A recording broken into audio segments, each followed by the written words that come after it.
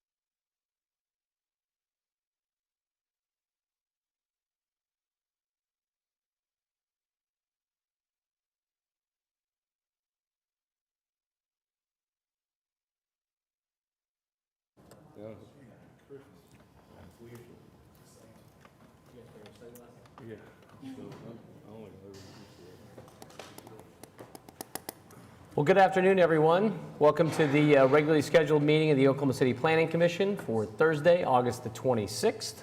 Glad everyone could be with us. A little smaller crowd than last time. We'll get started. Just a couple things before we do. If you would, turn your cell phones to silent if you haven't already. There's not a mask mandate requirement, but if you feel more comfortable, you're certainly welcome to wear it. When you come up to the microphone, please start out by giving us your name and address for the record so that we have that recorded, and we'll let you introduce or talk about whatever you want to tell us about when you do that. So with that, we'll get started, and our first order of business is usually to receive the minutes, but apparently we need a deferral on that to September 9th because somebody's still trying to type them, is my guess. Yeah, that's what I figured. Okay. I just need a motion to defer receipt of the minutes to September 9th. So moved. Second. I'll take the second on PrimeGov Privet. Novel of minutes. Motion to second to continue receipt of the minutes. Please cast your votes. All votes should be cast at this point. And those minutes are deferred. Next item on the agenda today is uncontested continuance requests. I believe we have two of those, Mr. Butler. Yes, the first is item 17, PUD 1814, defer to October 14th. The second is item 18, SPUD 1217, request to defer to September 23rd. Is there somebody here that wanted to be heard on those items today? That's item number 17 and 18 on today's agenda. Seeing nobody, if there's no discussion from commissioners, I'll take a motion to continue those items. Mr. Chairman, I move that we grant the uncontested continuance request as read. Excellent. I'll take the second on PrimeGov when available. It's been seconded by Commissioner Clare. Please cast your votes. All votes should be cast. Absent. Just absent. It's fine.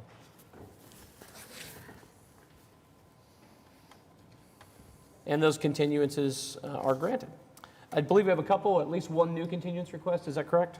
We have one. It's item 4, SPUD 1340, request to defer to September 9th. Okay. Applicant present on that, in agreement with continuance? Yes?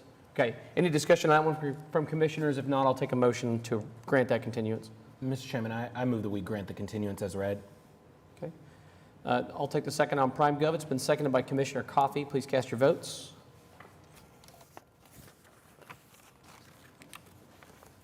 And the continuance on item number 4 has been granted, and that is to the September 9th meeting. Are there any additional continuance requests? Mr. Box? Drive. We also submitted a letter on item 5. Okay, that's PUD 1841. Yeah, we're submitting a comp plan change request to go along with it. Okay. Is there anyone here that wanted to be heard on that item today? Item number 5, PUD 1841. Application by Bitwood Investments to rezone 10723 North Kelly Avenue. Okay. If there's no further discussion or comment on this item from you, Commissioner Pennington, I'll take a motion on that continuance. Nope. I move that we approve the continuance. Okay. I'll take the second on Prime Gov. Seconded by Commissioner Privet. Please cast your votes when available. Oh, it's to be the September 9th. I'm sorry. Thank you. 23rd? September 23rd. 923 continuance. Please cast your votes. And that continuance request has been granted. Is there any other continuance requests? Okay. Next item on our agenda would be our consent item agenda, consent docket. Mr. Butler, I think we have 2 items there today. Yes, item number 1, case C7348, final plat of Abbott Lake Addition, Section 2, located west of South Air Depot Boulevard and north of Southeast 89th Street. Item 2 is case 7349, final plat of Wilshire Ridge Business Park, located east of North Council Road and north of West Wilshire Boulevard. Is there anybody that want to be heard on either of those 2 items today? Seeing none, if there's no discussion from commissioners, I will take a motion on those consent items. Mr. Chairman, I move that we recommend approval of the items on the consent docket as read. Okay. I have a motion to approve the 2 items on today's consent docket. It's been seconded by Commissioner Coffey. Please cast your votes. All votes should be cast. Commissioner Privet, did you vote? All votes should be cast now.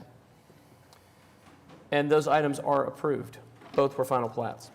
Next item on today's agenda are items requiring separate vote. Our first item there is item number 3. Mr. Butler? This is case DA 26507, application for consideration of a lot split deed approval on property located at 601 Northwest 112th Street, and a variance to section 3.4.4.C.2C of the subdivision regulations. Applicant present? Yes. Great. Good afternoon. I'm Joseph Pierce, Klingenberg and Associates, 330 Northwest 13th Street. This is application for a lot split. The builder purchased lots 45 through 48 and intended to build 2 houses. Unfortunately, lot 48 has a drainage swell that takes up a majority of the lot, and so he had to slide the houses over.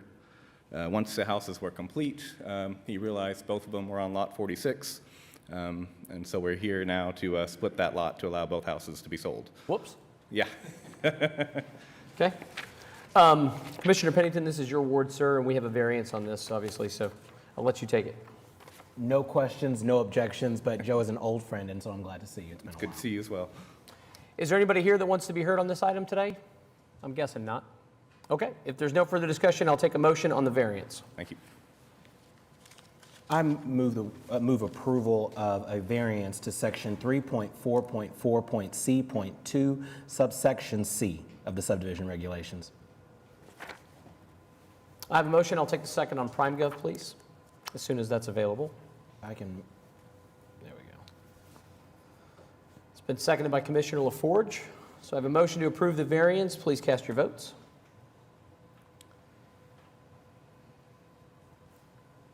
And the variance is approved. I think we need a motion on the item too. I move to, and I guess we aren't recommending to City Council. We have the authority on this one, right? I think this one goes on. Okay. I move that we recommend approval of item 3 to City Council. I have a motion. I'll take the second on Prime Gov. Been seconded by Commissioner Privet. Please cast your votes. All votes should be cast.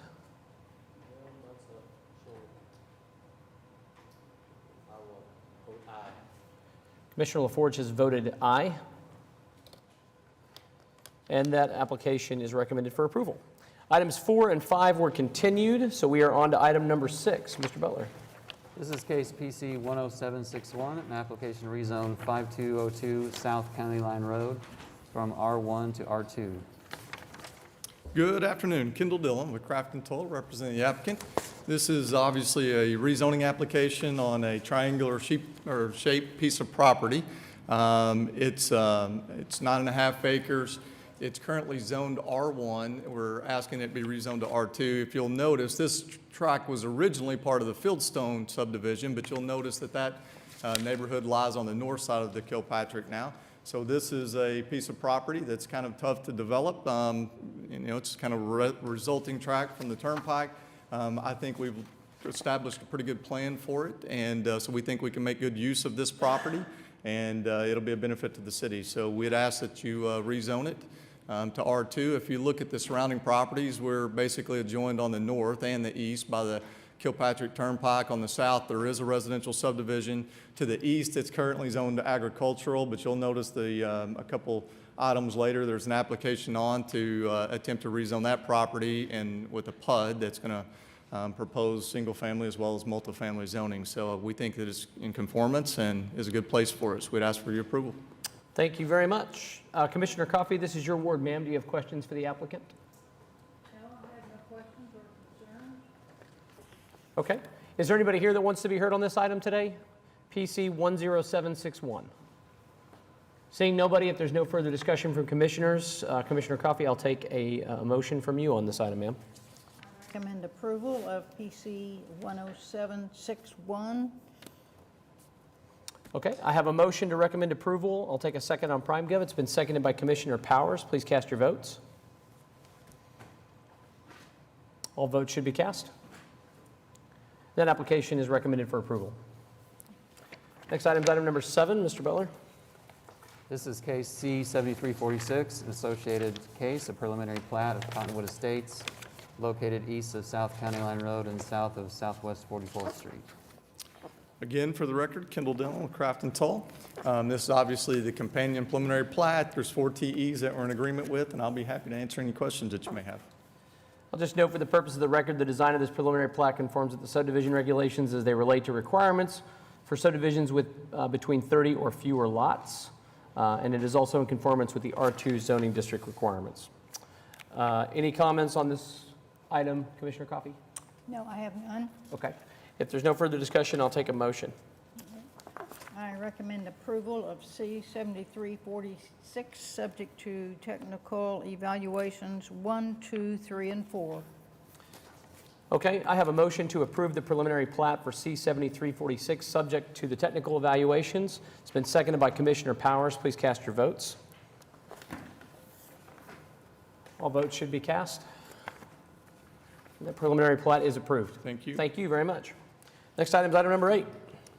PUD 1839, application to rezone 5201 South County Line Road from AA to PUD 1839. Good afternoon, David Box, 522 Colcord Drive. With me today is Kendall Dillon, who's the civil engineer for the project. What we have filed here is a PUD that would allow for a mix of single family as well as multifamily there along County Line and the new turnpike. As we've discussed for months here, that turnpike is really changing the entire nature of this area. We believe this application will just simply further that progress. This is in conformance with the comprehensive plan. Staff does recommend approval, and we do agree to both of the TEs. Be happy to answer any questions. Okay. Commissioner Coffey, back to you, ma'am. Do you have any questions for the applicant on this item? No, have you determined at this point the maximum number of units, multifamily units? So we could put in the PUD, limit that to 28 dwelling 28. units per acre. Okay. And you're okay with the street stub to the south? Yes, ma'am. Okay. No, I have no further concerns. The two things I noted, the dumpster regulations, 50 feet. I guess that's really not terribly necessary here. You've got, what are you going to have to the, what is it to the south? Is it? AA. It's AA? Yeah. It's AA, but it's likely to be single-family in the very near future. The dumpster requirement here doesn't make any sense because it's all residential. The concern is typically moving dumpsters from residential. All of this is residential. Right. Yeah. Okay.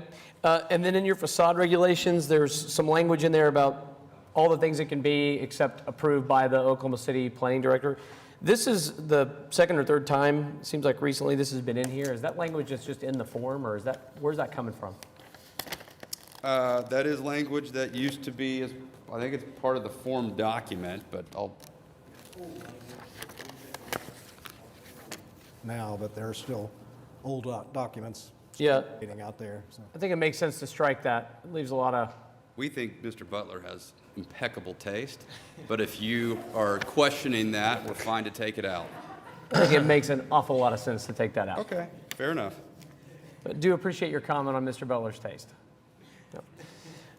You're welcome.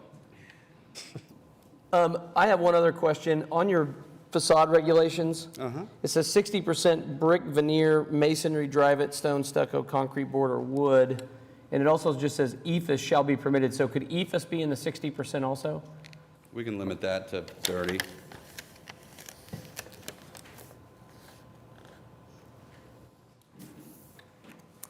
Okay. That's all I had on this one. Anybody else have anything? All right. Is there anybody here that would like to be heard on this item, PUD 1839? Seeing nobody, if there's no further discussion, Commissioner Coffey, here's what I believe we've changed. We've specified, this would be TE number 3, a maximum of 28 dwelling units per acre on tract 1. You agreement with that, Mr. Boggs? Yes. Striking the last portion of 9.1, this would be TE4 of the facade regulation, striking the language approved by the planning director of the city of Oklahoma City. And then TE5 would be limiting limiting buildings EFS to 30% on the facade regulations. Those are the only changes that I note. All right. Yes. I agree with that. Okay. With those proposed amendments, I recommend approval of PUD 1839. Okay. I have a motion to recommend approval to City Council on PUD 1839, subject to the technical evaluations, including those that I read into the record. It's been seconded by Commissioner Powers. Please cast your votes. All votes should be cast, and that application is recommended for approval. Thank you, Mr. Box. Item 9. Item 9 is case C-7345, preliminary plat of Babel Heights, located west of South County Line Road and south of Southwest 44th Street. Welcome back. Yes. Well, it's a plat. I was going to let you go through your standard. Go ahead. Okay. David Box, 522 Colcord Drive.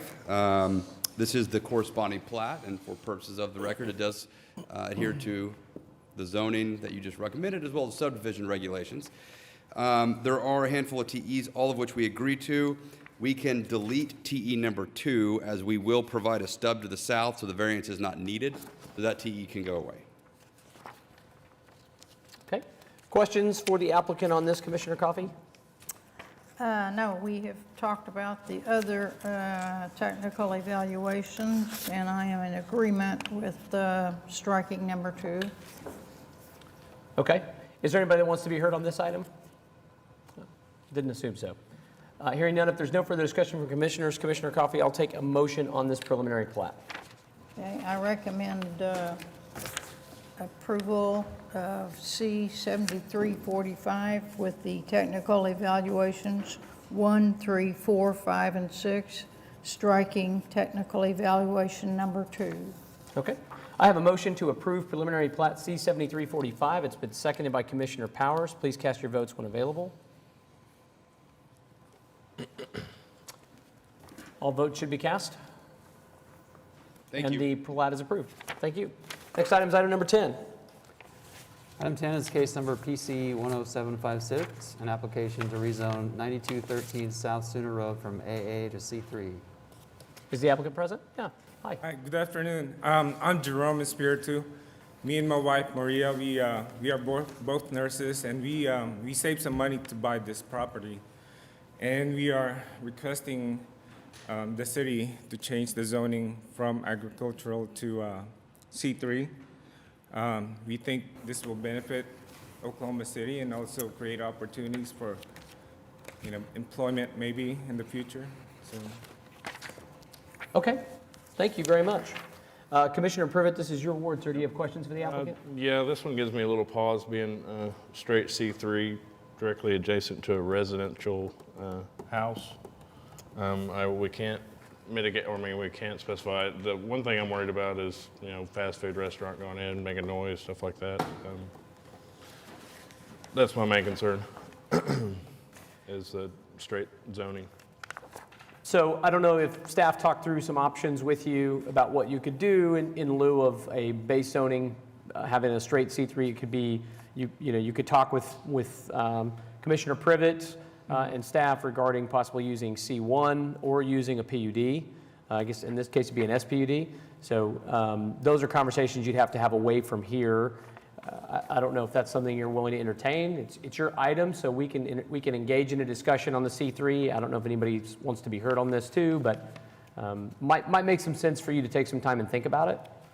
What are your thoughts? Well, I don't know. We're just looking for opportunities here. So whatever works for the city. I'd be okay with C1 or an SPUD for sure.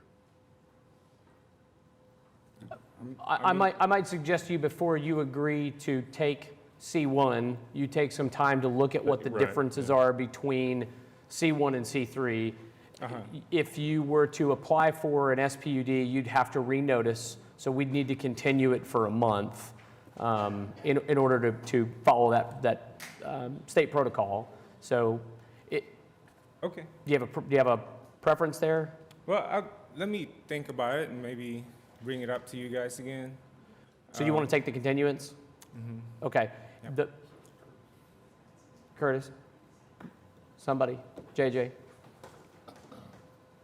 He was continued once. If we want to kick this to the end of the docket, we can have somebody go out and discuss. Visit with him? Visit with him. You wanna for do a little that? bit. Let's do that. We're just going to continue this item to the end of today's agenda to give a little bit of time for you to visit with staff about possibly using C1 and some of the options you might have before we continue it. Is that okay? Thank you very much. Yes. Just before we do that for sure, is there anybody that wanted to be heard on this item that may have to leave before the end of the agenda? Okay, so seeing none, I don't have any problem with it. We'll just move it to the end of today's agenda, okay? Thank you. Thank you. So that would take us to item number 11.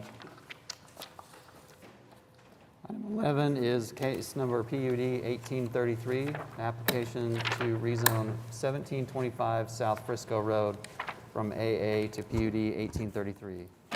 Good afternoon, once again, David Box, 522 Colcord Drive. On behalf of the applicant, also with me is Kendall Dillon.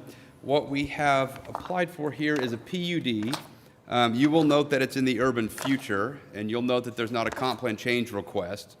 However, you'll see that staff recommends approval and there's no TEs. The reason being, we have required in the PUD that nothing can be developed here until such time that the urban future layer is lifted and utility connections are made. So what we're trying to do is to simply plan based upon where we know future utility connections are going to be, which is why it's, of course, urban future. So we have a mix of R1ZL, predominantly R1, and then at the corner of Frisco and 15th, we provide for a commercial tract. Again, it's urban future, but it's recommended for approval based upon the language that we have in the PUD, and there are no technical evaluations. Ask for your approval. We'd be happy to answer any questions.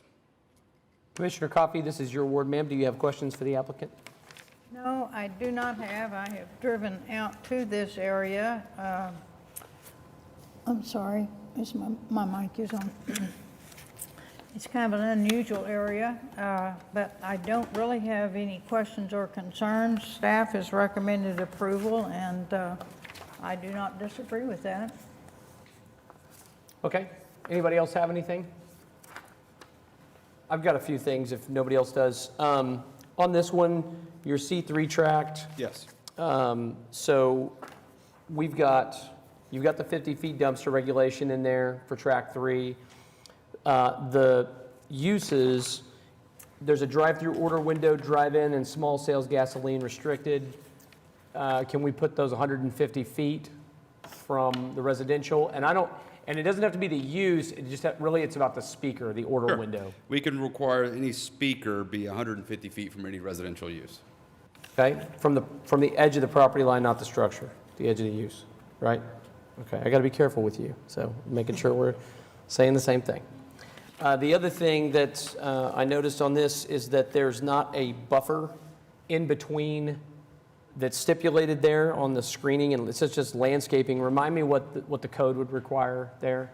Where are you talking about? In between, I'm talking about the commercial tract exclusively. Site-proof screening would be required. In terms of buffers, What's standard, is it 10 feet? Standard is 5. Standard is 5? Okay. You're going to have quite a few lots backing up to that commercial tract and a gas station use, so what kind of buffer can you afford to provide to insulate that? well, I mean, I guess our argument would be anybody that would buy one of those lots would have full knowledge. We're doing it as a master plan up front, so I it wish that wouldn't- were true. Well, it is true. I understand that it's technically true, but I don't know that it's true that somebody's going to look and see what that corner is as you guys start building houses. Well, it's not technically true, it's actually true. With that said, can we give 10? We can give 10. Okay. So 10-foot buffer, 150 feet speaker, 10-foot buffer. side-proof screening, Well, that's already required in the code. I understand, and then landscaping. What's the landscaping going to be in that buffer, that 10-foot buffer? We will have it. I mean, I can't give you a point. It could be 20 years Commissioner Claire? before this is developed out. He's really good at this. I understand he is, yeah. 10-foot buffer, I would say shade trees, 25 foot on center for the length of the. Deal. This Dang, is he good agreed stuff. He agreed to that too easily. These neighbors are going to thank us for this later, I'll bet you. Yes, they'll drive down here and That's unlikely, but nevertheless. technically. Thank you, Fair. Commissioner LaForge. Fair. Would you like to add that as a technical evaluation? Oh, for sure. All of them. Definitely. How do we include the snark in those technical evaluations? Is that going to be somewhere in there? Yes. Be noted in the minutes. Just want to make sure. I think you need a font for that. And we also need to address pedestrian access specifically to require it from the commercial tract to the residential. You are planning to provide pedestrian access, correct? Well, of course, there will be sidewalks along the arterials. Right, I understand. I don't know that it makes sense to have, because it's a small commercial tract, it's not that large. I don't know that you want a common area to the back of house there. Anybody have any disagreement with that? Okay. Nobody feel? Okay. Then I'm fine with it. I just want to make sure we talked about it. So, that's all I got. Anybody else have anything? Is there anybody here that wants to be heard on PUD 1833? Seeing none, if there's no further discussion from commissioners, Commissioner Coffey, do you have all those technical evaluations? You might restate the Okay. buffer requirement. Sure. We had a, so TE, let's see, did staff provide TEs in this? They did not. So the first TE would be relating to I guess it'd be the landscaping requirement that the applicant will provide a 10-foot landscape buffer between track 3, and does it abut track 2? Right. Track 1? Right. Yeah. Between track 3 and track 1 Right. with, what did you say, Commissioner Claire? Shade trees located at 25 feet on center for the length of the west and south property lines. Yep, that would be TE1. TE2 would be to restrict 8300.34, 8300.36, and 8300.46 to limit any speaker or drive-through order window to be 150 feet from any residential use. Property line. I like that. And I think that's it, isn't it? Did I miss anything? Because we didn't want to, yeah. Okay. There you have it. There's your motion. Okay, thank you for your input. With those two technical evaluations, I recommend PUD 1833 for approval. I have a motion and a second to recommend approval to City Council on PUD 1833, subject to the technical evaluations as amended. Please cast your votes. And that application is recommended for approval. Next item is item number 12. Item 12 is PUD 1840, application rezone 8500 Southwest 15th Street from PUD 1757 to PUD 1840. Once again, David Box, 522 Colcord Drive. This application is for a distribution center along 15th Street. It is in the employment designation in the comprehensive plan. It's surrounded by currently developed industrial to our east. To the west and south are zoned for industrial through a PUD. We needed to make some modifications to the PUD. This is a distribution center that is anticipated to have significant volume in truck traffic. The TE that is in there does make reference to a specific plan, which the PUD does require, and it talks about two things, one of which we can agree to. It asks that we meet site distance for driveways. We can agree to that. It asks for a connection to the west and the south. We cannot agree to that. Based upon the volume of trucks that are anticipated here and the type of trucks that will be engaged in business on this site, having the ability to have connections to the west and the south can frustrate the internal circulation of this site. I would note that I'm not sure I recall another industrial application that was wanting connectivity, certainly in residential and even commercial. Connectivity is important. I'm not sure with big semi-trucks needing certain circulation on the site that connectivity makes much sense, and so we would ask to not have the connectivity to the west and the south.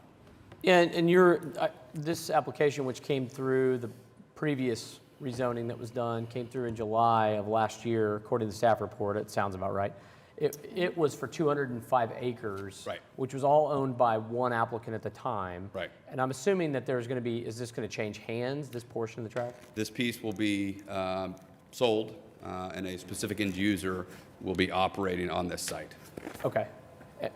So that makes a lot of sense to me as to why we wouldn't have connectivity, because we wouldn't, we don't typically require connectivity between commercial tracks for the reason of who's going to be responsible for maintaining. How many truck doors do you say you're going to have? Not known, but it's a significant volume operation. Okay.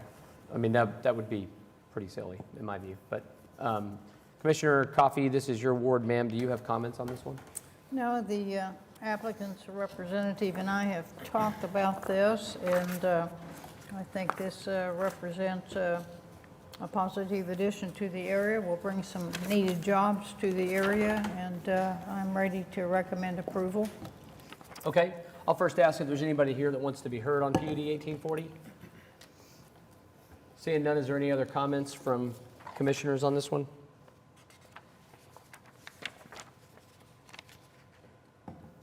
Okay. Commissioner Coffey, there's no further discussion, so I think we're ready for your motion, ma'am. I recommend to City Council approval of PUD 1840. Does this amend the TE to strike everything Oh, except yes, I'm meeting? sorry. You need to strike, The connection. need to strike the west and south connection from technical evaluation 1. Perfect.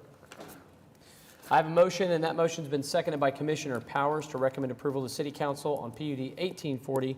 Please cast your votes when available.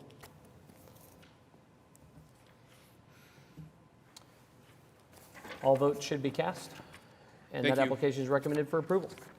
Next item is item number 13. This is case number PUD 1842, an application rezone 6,000 Wildwood Drive from O1, O2, and PUD 1228 to PUD 1842. Good afternoon, Tim Johnson with Johnson Associates, here on behalf of the applicant. Also with me is Mark Zitzow. This piece of property has a lot of history. Unfortunately, I was involved in a lot of the history on this, but this is our third time to rezone this property. The last time it was rezoned into a series of duplexes, and it had a density cap, and this time our development program is to equal to or less than what was previously approved. Our application discussion began back in, I believe it was late 2019, and we started meeting with the neighborhood surrounding this because they're a very involved neighborhood, and I'd been involved with them several other times. And so then COVID hit, and we delayed the project being submitted because it was more and more difficult to meet. We finally were able to start meeting on Zoom and had several meetings that way. And our client has met with them and talked to them as late as 2 weeks ago, provided the most up-to-date PUD information. So you can see on the site plan that the northern tracks, the single-family detached, those will complete the empty tooth field that is a part of that neighborhood that never developed. And so those single-family detached units will orient towards the neighborhood and be included as part of the neighborhood. The neighborhood's desire was to not have any connectivity to this project. And so that's been the respect our document is written that way, to not allow any pedestrian or vehicular traffic.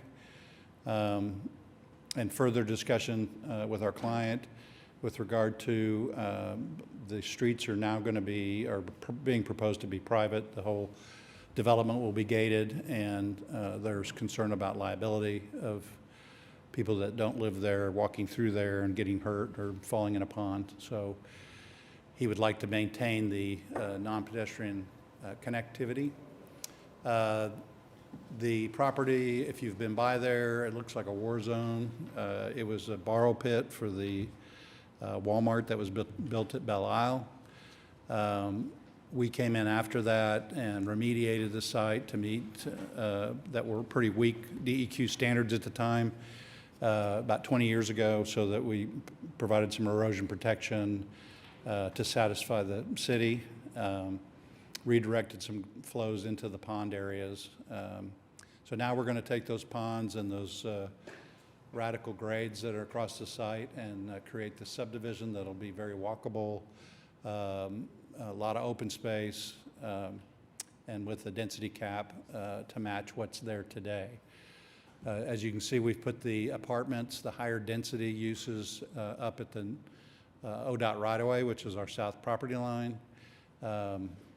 And the other uses up closer to the neighborhood are row houses or townhomes, or attached single family, as we call it as well, with rear access, creating room for that property to step down. It steps down radically from north to south. And so we're going to use those open spaces to use that to step down on the property. There's probably some 60 foot of fall from our north edge to our south edge. So with that, the staff has recommended approval. We agree mostly with the TEs. We'd like to clarify. On TE1, the staff has asked that we add a line about 2 stories and 45 feet to allow for rooftop patios. We'd like to just clarify that by saying 2.5 stories, just because 45 feet allows for a 2.5 or a bonus room. We agree with 2, and on 3, we can agree with the sidewalk pedestrian path if it is developed with public streets. And with that, I'd ask for your approval. So just to clarify real quickly, TE3 would read, future specific plans shall include the sidewalk pedestrian plan that includes pedestrian connections to the north and west, so long as it is developed with public streets. Is that right? That's correct. Okay. Commissioner Pennington, this is your ward, sir. Do you have additional comments or questions for the applicant? There we go. Yes, I've met with the developer about this and have a lot of friends and family that live in the neighborhood. I think it's a really outstanding project. I just want to be, I'm not going to stand in your way because it sounds like this is what the neighbors want, but I just want to be clear about this. I think not having the pedestrian and vehicular connection to this is a bad plan. And I think that the neighbors, even though this is what they want, I think that they will regret it. I 100% agree with that. And these amenities add value to the neighborhood, and they should be shared by everyone in the community. And so maybe the city council will feel differently, but I doubt it. So I think this is a great project. So that we're clear about the rooftop, because I know that there has been a little bit of discussion among a couple of commissioners about this issue. So if I'm at of the current homes that are there, if I'm at the southernmost house, explain to me what I'm going to be seeing, on those. Am I just going to be able to look out in my backyard and just see directly onto the rooftop since it's low, or? No, that's a good question. I think the rooftop patios are only meant for tract 1. So the single-family detached, that's the, so it's tract A, I apologize. 45 feet to allow for rooftop tract B, 45 feet, that any multiple family residential uses shall be permitted a maximum 70 feet located no closer than 250 feet to the northern boundary. So there are some setbacks, but really the intent of that rooftop patio has to do with the single-family detached. And so those are the, tract A is those 7 lots, and not the rest of the development. So just the apartments on that southern edge then? No, just the single-family detached Just on the- the very north Yeah, end. I was about to say, could you put the current, so it's where, I think Cindy's moving the There. cursor There over we them go, now. okay. Yeah. Gotcha. There's seven potential houses there. The developer believes that because of its elevation, that it is going to be a good selling point for people who want to buy or build a new house there. And Janice did ask us about that, and we talked to our developer about that. And he would like to leave it in. It's very popular. All the new houses you're seeing built in Midtown all have rooftop patios. And this was a part of the discussion with the neighbors? So they're aware of this? So we don't know. I mean, the language is in there as written, but there has been no objection that has been mentioned. Yeah, I'll push a little harder on this. Please. I happen to live next to a second-story balcony that was an addition, and never even gave it a thought when they asked for our consent. But it is very much right in your face. So the idea of putting something, not just a second-story balcony, which I think I actually would be okay with here, but a rooftop patio at 45 feet or 2.5 stories, I just can't support that. Not in Wildwood neighborhood, not right here, not in this location. Let me step back here. I think this is a fabulous project and proposal. It is so much better than anything else that's been proposed for this piece of property. But this is a big deal. And unless it was actually discussed and people were saying, oh yeah, I'd be fine with that, I just have to assume that people don't even know it's there. I can't support that.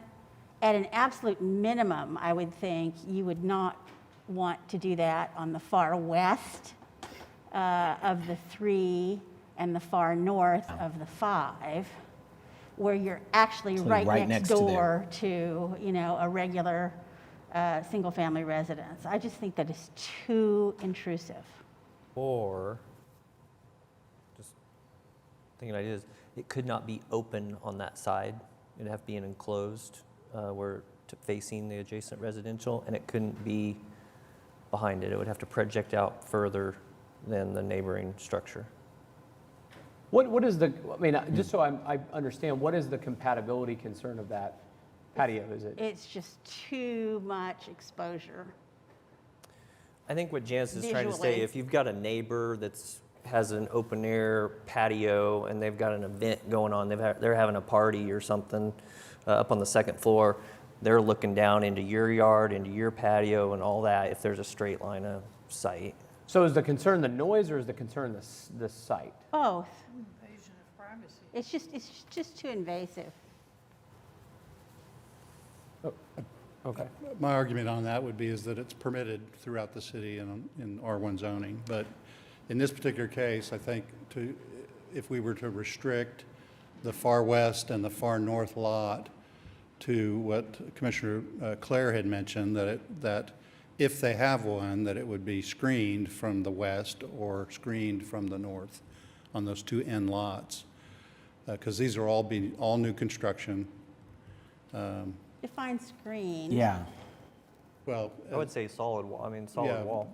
and I think that's a fair way to describe it. It'd be built into the roof, basically, on that side. I So think the I roof could would live with come up. that.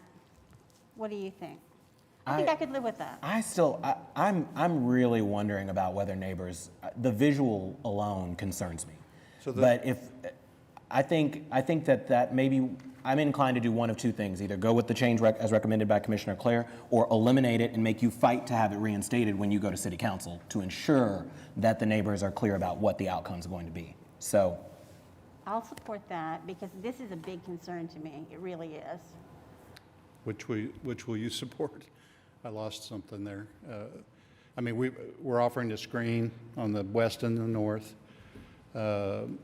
be solid on those sides. See, like I said, I think, me personally, I could live with it, but I really think that absent a full disclosure, you understand this is what we're talking about, and a buy-off from the neighbors, I would just have a hard time with that. I really do. Wildwood is such an active, organized, pretty savvy neighborhood. They've been through this a number of times. I think, they'll want to know that this is what is being proposed in a very specific way. I'm inclined to, Otherwise, I think you just ask them for trouble. I agree. Really, I do. I think you're asking to have them jump up at City Council. I have no objection to the wall, the solid wall. I don't have the same concern over the patio issue.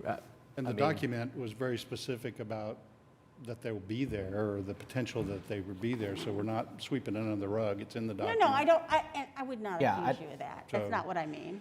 But But I- I think that, people get focused on different things and, they don't. And we'd love to have your support going forward to council on this, if we can come up with a mutual agreement. But I think our client can support the west and the north lot being subject to some sort of screening. The rest of the houses from the front, you wouldn't know there was a patio in the back. And our abutting houses on the north and the west are single-story. Why would that be true? If it's on the rooftop, why would you know that Because it's they're going to out be there? at the back of the house. The rooftop patios would are be in typ- the back because. Yeah, the rooftop patios are typically in the back, and that's where the view is. Yeah. A lot of rooftop patios are all Go the over a whole way, roof, too. We would restrict, And that we could depends- add that restriction that That they would depends be a at lot the on the back of the style of the house. home, Okay, I feel, if you're saying it's gonna be, if we can agree to the screening to the west and north, and that the patios must be located in the back of the house, is that a sufficient enough From the description? street, is that it? Yeah, Is not that it? visible from the street, I'll go for that. Is that, do you think that gets at what we're I- aiming for? I do. If all you're trying to, if I'm following your concern, the neighbors to the adjacent homes would then not be able to see the patio, or vice versa. The patio wouldn't be able to see See them, yeah. And then you wouldn't see it from the front, which would change the aesthetic of the existing neighborhood, which I think is what you're articulating, right? Yeah. So if it's not visible from the front, and the far west lot of Tract A and the far north lot of Tract A require a site-proof obstruction from the patio, I think that satisfies it. Okay, No, I can agree with that. then I'm cool with it. That's it for me, I think. Can I redirect you back? Will you remind me, that access road that you're taking ingress and egress from, is that two-way on the south?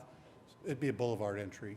Well, right, but I'm saying the actual access road that swoops around and turns into 63rd Street now, based on the interchange? Two-way. It's two-way. So in order to get there, you'd exit 63rd and you'd loop back? Yeah, it's a good question. So the exit for this, the best access today is to get off at Kelly. And come and back. come down the frontage road. Come down the frontage road. Now, when construction's completed on Santa Fe, you'd be able to get off at Santa Fe and 63rd and loop back on the frontage road. From Santa Fe and 63rd. From 63rd and Santa Fe. And it's a two-lane frontage road. Yeah, and Santa Fe is currently two-lane that dead ends about 1,000 feet south. By those hotels? Right. Okay, I'm 100% with you now. So And that's why they acquired so much right-of-way. how many apartment units are going to be there? Total. Let me ask it differently. How many apartment units could be there? 350, but we capped the density on the site at 12 units per acre, 12 units. which per- matches what is zoned today. Got it. Okay. Mr. Chair, a couple of questions. Sorry to belabor it, and I may be the wrong direction, but can I ask a few questions real quick?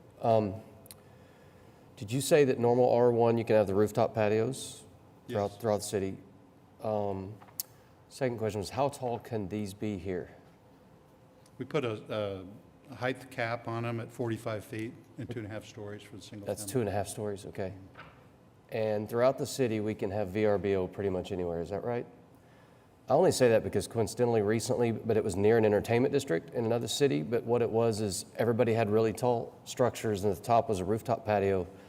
And at the middle of the night, everybody was having a blast except for the nearby neighbors. There were beverages being tossed from patio to patio back and forth. So at the wee hours, I don't think that's what this is because it's not near an entertainment district. But if this were intended to be VRBOs throughout, then it would be I don't know why it would be here since it's not near Music Row. I know the intent of our developer is to build, to sell these lots for single-family builders to build on.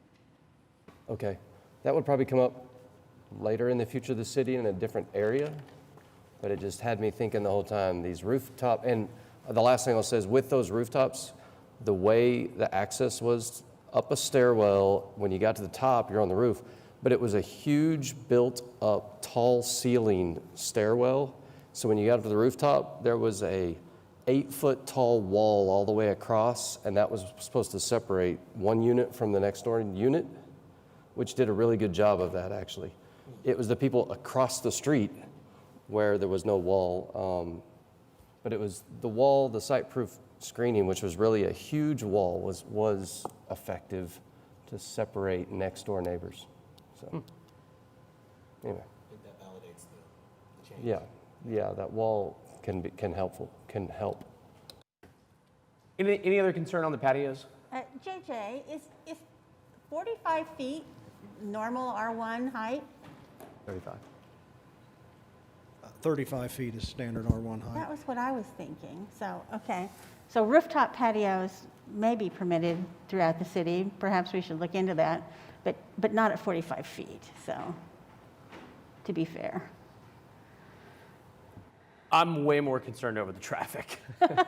I'm way more concerned over the traffic and the lack of connectivity. I think this is a big mistake.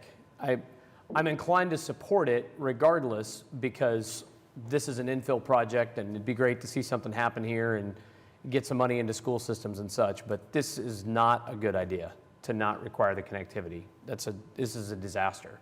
As it stands, you'd have 2 additional routes in and out of there and to and from there from 63rd to the access road to service this, which makes accessibility to Kelly and the new interchange far more easy than having this loop for 300 apartment units and however many single-family homes to circle around a 2-lane access road to get back to a stoplight at a conflict point of interchange. Like, I'm not a traffic engineer, but this sounds like a terrible idea.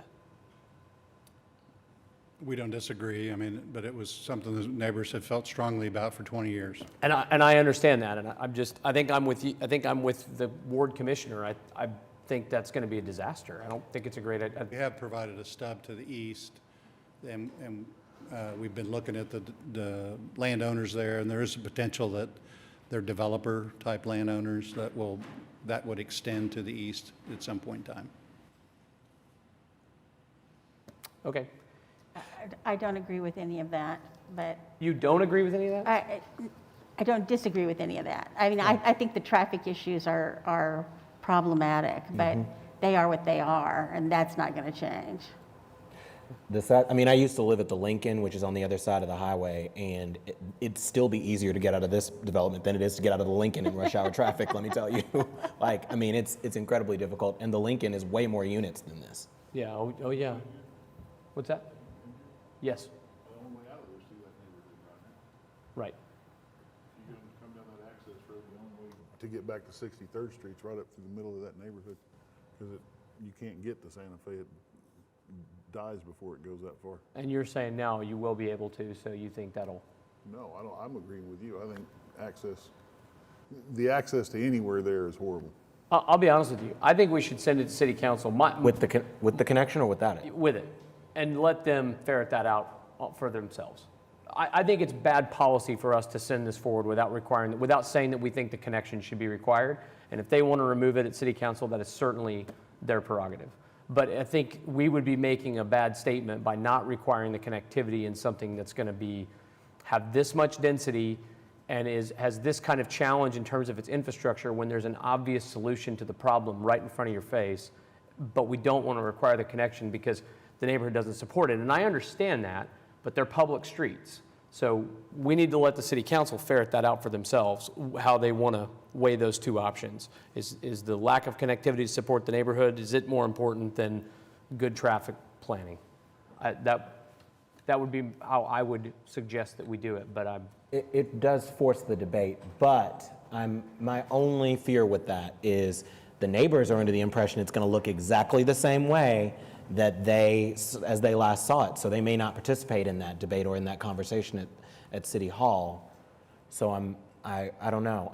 I think I'm fine with making contact with Councilwoman Nice and expressing all of our concerns about that, but I just worry about that engagement piece with the neighborhood. And can I make sure the traffic concern by the neighbors, they don't want everybody flooding through their neighborhood to get to it, right? And so who is negatively affected by the traffic problems you're talking about? All the people are going to buy here because they have to come from the south and go up into it. And the fact is when they buy there, they know that they have to come from the south. So, I mean, I get that, but we require connectivity in every other instance that we can and right. Have a strong policy in favor of it, particularly when it's residential to residential and it's all public streets.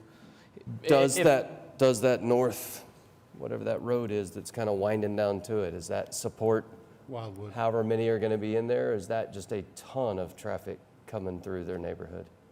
More than would normally happen on that side of the street? Which one? I'm sorry. Wildwood is the street that comes That down one, okay. That's coming down. and dead ends in our north property line, right in the middle. Yeah. Mr. Chairman, I'll remind that it is the developer's intent to make these private streets.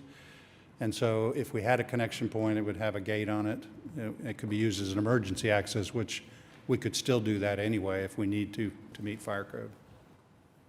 Okay. I don't see a lot of gain in that. I don't want to sit here and, I guess, belabor it because I feel like I'm holding the whole thing up, but this is not a good idea. So, Private streets. right. Yeah. Yeah. Okay. Any other concerns on this? If not, I think we're ready. We've got Do you have anyone here to? No, I don't believe so. I'll ask. Okay, Is there well- anybody here that wants to be heard on PUD 1842? Or, I'm sorry, yeah. Then I'll do my best on a motion. I move that we recommend approval of PUD 1842 to City Council with the following changes to technical evaluations.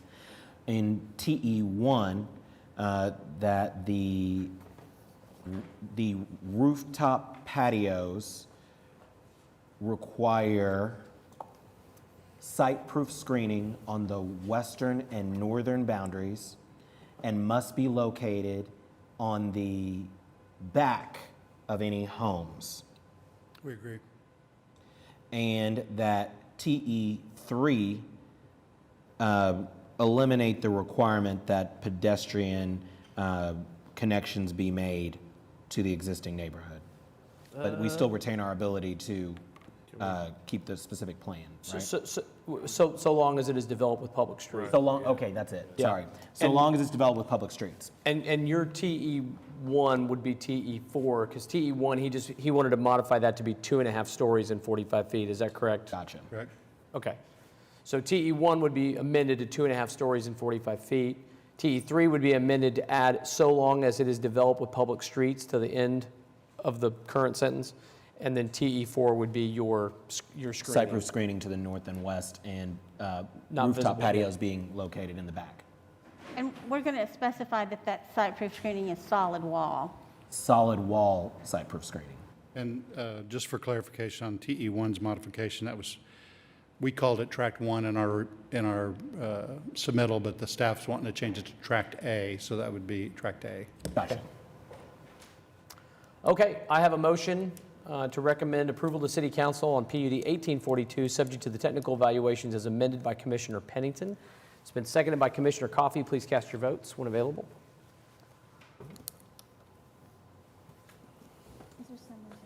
All votes should be cast. Switch over to computer. Oh. What is this? I don't know.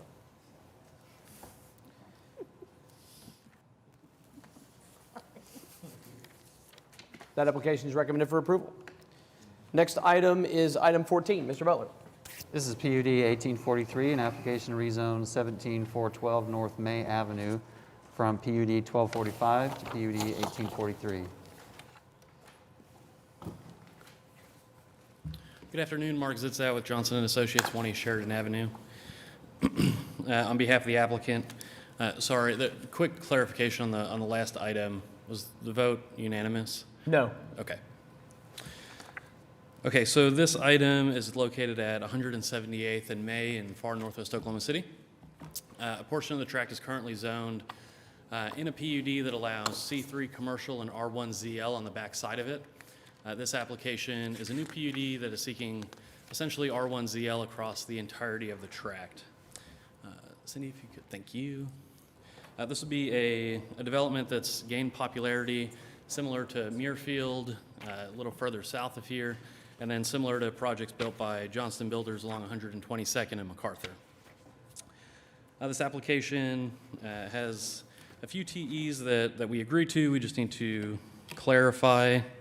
TE1 has to specify lot size and lot width. Our minimum lot size is going to be 3,500 square feet, and minimum lot width will be 40 feet. I'm going to skip TE2 for a second. TE3, commit to open space. The next item on the agenda is the preliminary plat that has the common area in the middle is 4 acres, so we would add that and specify that the common area would be a minimum of 4 acres. For TE2, it has to specify mitigation measures for differences in lot size and lot coverage. Our eastern boundary of this PUD application, those lots are a minimum of 77 feet in width. And if you were to go to Cindy, if you go to the aerial, the zoning map aerial, there's a development to our east that's larger lot residential.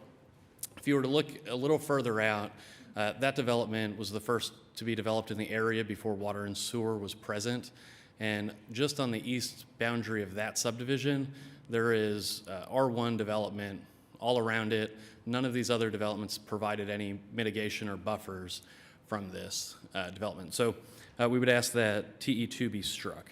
With that, happy to answer any questions. Mr. Zitzow, 4,500 square foot lot minimum, and what was the width you specified? 40 feet. 40 feet, but you're saying that the accompanying plat we're going to hear next specifies that those lots along the eastern boundary are 75 feet in width, not the 40-foot minimum. Correct. There are some 85 feet wide lots as well. Okay. I just want to make that clarification, make sure everybody was aware of that. This is my word, so I'll take it real quick. I spoke about this with Mr. Zitzow. At first blush, I was a little concerned about the lots next door. What I will say is, as he articulated, if you zoom way out, the neighborhood to the east is the anomaly. Everything else around it looks like what you have to the south and to the west, everything. So this is, kind of a relic neighborhood. The other thing that's pretty persuasive to me, that if you look south here on the image we're looking at, you'll notice that this neighborhood has already seen basically the same thing happen in terms of the small lots move into the west. I think you clarified for me, those are 6,000 square foot lots though, correct? I believe they were about 8,000 on that side, but there okay. were 6,000 on the other. On the other, okay. So on both sides, they're sort of sandwiched by these smaller lots that abut these sort of older estate lots. I think this is a great infill. I like the product. I don't have any issues. I did not receive any concerns from anybody or calls or emails or anything like that. So I'm certainly in support of the item, but I'm open to feedback from other commissioners. My only comment, Mr. Zitzow, is I'd like to exclude EFS from the building materials. Are you have any objection to that? We can agree to that. Okay. Any other comments on this from my fellow commissioners? I just want to be clear, even though the plat provides for more than the 40 feet, is there some problem with specifying that in the PUD itself? No, I mean, I think we can specify. The only reason that I was comfortable is I didn't obviously speak about the plat with Mr. Zitzow, but I saw that the plat next item, and he specified for me that the lots on the east were 75 feet. And if you look at if you can put the site plan back up there, Cindy, you can see that they're obviously wider than the other lots. So I mean, I took him at his word because it's in the plat. And Happy to specify it. I think we should. Okay. Cindy, can you pull the plat up? I mean, Just like, I get that the plat provides for that, and that's great, but plats come and go. No. So the minimum lot size up there is 75, but I remember in fact, you can actually see it in the packet, but there are some that are 85, but you can agree to a 75-foot minimum on the eastern lots, correct? We can. I just want to make sure that they're all 75. I can't see it from there. I believe that they are. Can we say that the minimum lot size will be the minimum lot size shown on the plat in case one's 74 or something like that?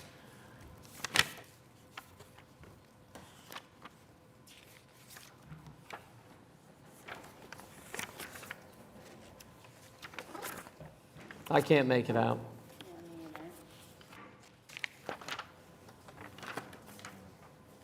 Oh, yeah. So, yeah. They are all in excess of 75 feet, based on what we're looking at here on this exhibit. Then we can agree to that. Okay, so we could add that as what would be TE6, or TE7 in this case. Good with that? Yes. Any other comments on this from commissioners? Is there anybody that wants to be heard on PUD 1843? Okay, so seeing none, what I have would be all the TEs presented are agreed to. The 3 TEs are presented, amending TE1 to be 4,500 square feet and a 40-foot lot minimum, except for the lots on the east, which would be a 75-foot lot minimum. And striking TE2, amending TE3 to specify that 4 acres, a minimum of 4 acres of usable open space will be provided. And TE4 would exclude EFS from acceptable facade materials per architectural regulations under 9.1. And with those amended technical evaluations, I would certainly entertain a motion to recommend approval on the PUD. Mr. Chairman, if there are no questions. Mr. Martin? I just wanted to get one clarification. You're wanting 75 feet minimum adjacent to the next neighboring property, right? Correct. Not measured at the street, measured at that property line. That is correct. That's correct. Yeah, the very far eastern lots that abut the neighboring addition. Okay. I think we're ready. Mr. Chairman, I move that we recommend approval of PUD 1843 with the amended technical evaluations as read.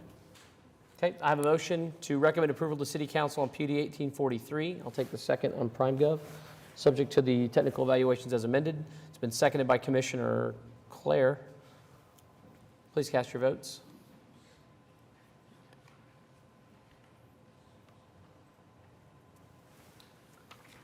All votes should be cast. And that application is recommended for approval. Next item is item 15. Item 15 is the associated plat, case number C7347, preliminary plat of Sawgrass, also located south of Northwest 178th Street and east of North May Avenue. Good afternoon, Mark Zitzow again with Johnson & Associates on behalf of the applicant. This is the companion item to the zoning case that was just heard. We are in agreement with all the TEs, and we're happy to answer any questions. Thank you, Mr. Zitzow. I'll just note for the purposes of the record, the design of this preliminary plat conforms with the subdivision regulations as they relate to access requirements for subdivisions between 31 and 100 lots, and it also conforms to the proposed PUD 1843, which is just recommended for approval. I have no comments on the preliminary plat, so unless there's discussion from other commissioners, I'll take a motion to approve the preliminary plat C7347. Mr. Chairman, I move we approve C7347. I have a motion. I'll take the second, which Commissioner Powers is seconding the motion. Please cast your votes when available. All votes should be cast. And the preliminary plat has been approved. Next item on today's agenda is item 16. Mr. Butler? This is case SPUD 1341, application to rezone 3108 East Hefner Road from R1 to SPUD 1341. Good afternoon, Mark Zitzow with Johnson & Associates, 20 Sheridan Avenue. This is an application for an SPUD that really seeks to permit a bed and breakfast with some ancillary commercial uses. What brought this application forth was this was operating as an Airbnb for the last year or two. When it came for license renewal, it became apparent that the use that was occurring on the property was a little bit more intense than a traditional Airbnb. Mr. Dow McCarty is here as well. He's the owner of this facility. He lives on site, and over the past couple of years has been using this essentially as an Airbnb. There's 24 bedrooms within it. This spot is seeking to allow the Airbnb use for up to 30 rooms.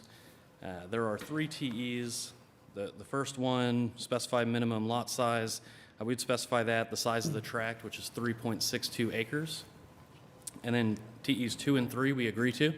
We're happy to answer any questions you might have. Oh, J.J. Chambliss. Unbelievable. Commissioner Pennington, this is your ward, sir. Mark, could you give, and I've met with the developer. I think this is a great thing. I didn't even know this was here, so I'm excited to be able to actually go stay here. But could you give me the amendment to TE1 one more time? The TE1 was to specify the minimum lot size as 3.62 acres. 0.62, gotcha. No questions, Mr. Chairman. I'm in support. Excellent. Any other questions or comments from commissioners on this? I propose that we schedule our next Planning Commission retreat at this location. Well, we'll have to run that by somebody. I don't, city clerk, I don't know how that works. I just conferred with our client, and he's in support of that. Excellent. Now, we can't accept any room comps, just to be clear. It'll have to be an open meeting. That's right. Okay, is there anybody here that wants to be heard on SPUD 1341?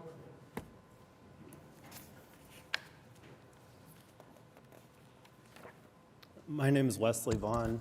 I live directly to the west on the corner of Hefner and Bryant. My address is 10830 North Bryant Avenue. Is that the house we can see there on the aerial? Yeah. Okay. With the swimming pool. Okay. I'm a little bit taken aback and upset by this. I've lived, owned this property for 3 years and lived there for 2 years.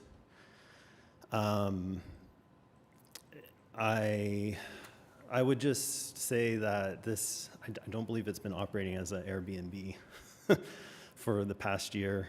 It's called Wangxi, I might be pronouncing that incorrectly, China Palace. Some of the windows that have been added onto the back of the house overlook my property. And the parking,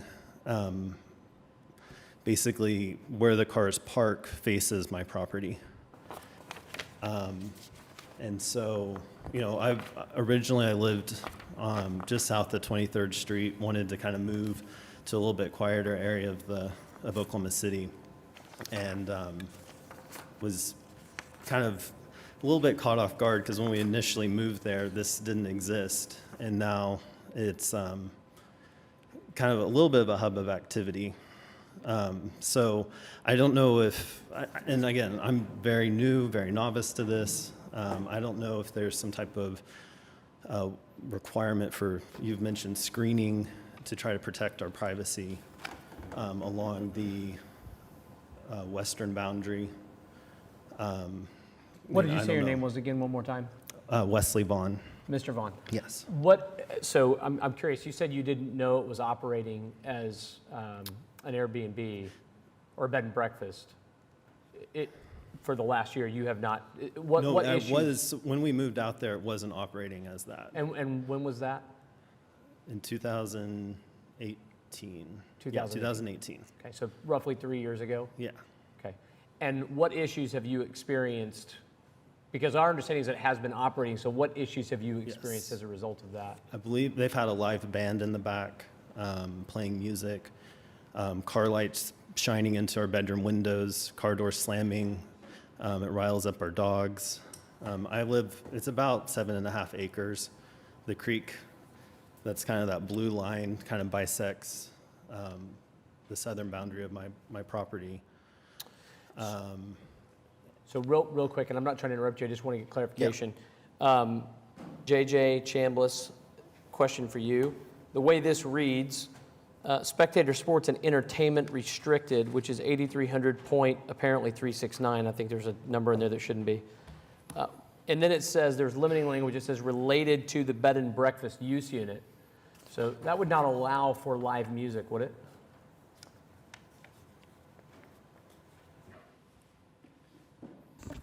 If they had they could have events with live music, yes. Would be required to get like a permit? They would be required to meet the noise ordinance just like anyone else. And what would that be here? Would it be residential? Would it be 55 decibels, or what would it be? It'd be 55 decibels. Okay. If I'm out of line here, let me know, but when I spoke with the applicant on this yesterday, they were not aware of any protest. At a minimum, I think we should pass this to the very end of the docket, past our presentations and everything else. Let them go outside and see if there are mitigation measures that can be put in place that will satisfy Mr. Vaughn's concerns. Yep. I like that unless, Mark, you have something right now that you think will work. No, you read my mind, Commissioner Powers. We'd love the opportunity to be able to discuss with the neighbor. Yeah, as opposed to just automatically continue to take the end of the agenda. Let's see if we can get it done. We will do that. Okay. If I may, certainly, as you said, as a minimum, I hate for Mr. Vaughn, who's never been here before, to go out in the hall with somebody who's been here before and not know, hey, in about 10 minutes, I got to make a decision. So, yeah, we can talk about it later, but that is not, because we're about to make a final decision. We could continue this beyond to a later meeting where you have even more time to talk and think about it. And just no quick comments from me is a little taken aback. Unless I'm missing something, I feel like the novice, like Mr. Vaughn, I'm going, this is somebody who moved out the country, 7.5 acres, residential. He did his work, it was residential, and he's about to have a 30 room, what appears bed and breakfast hotel. I'm not sure what the difference is. So I'm a little taken back to the application myself unless I'm missing something. How long did you say it's been operating in this capacity, Mr. Zitzel? I believe it's been at least a year. How long have you been operating? Since they gave me their license for home sharing, that was Could you repeat that into the record, Mr. Zitzel? It's been operating with a license for about a year. Part of the reason this didn't have to go to Board of Adjustment for a public hearing and notice is because he does live within the home. And that's the distinction in the Airbnb license procedure. But in other words, he had been operating it in its current capacity with the exact same number of rooms and the exact same configuration.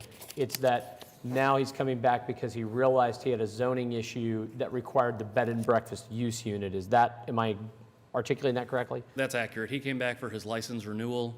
Staff looked at the website, at the listing, and realized this was probably not the intent of the Airbnb ordinance, and therefore recommended to rezone to the Airbnb use. And Commissioner LaForge, much like you, when I first read this, I was like, wow, there's got to be somebody, but there were no letters. I was not aware of any protest.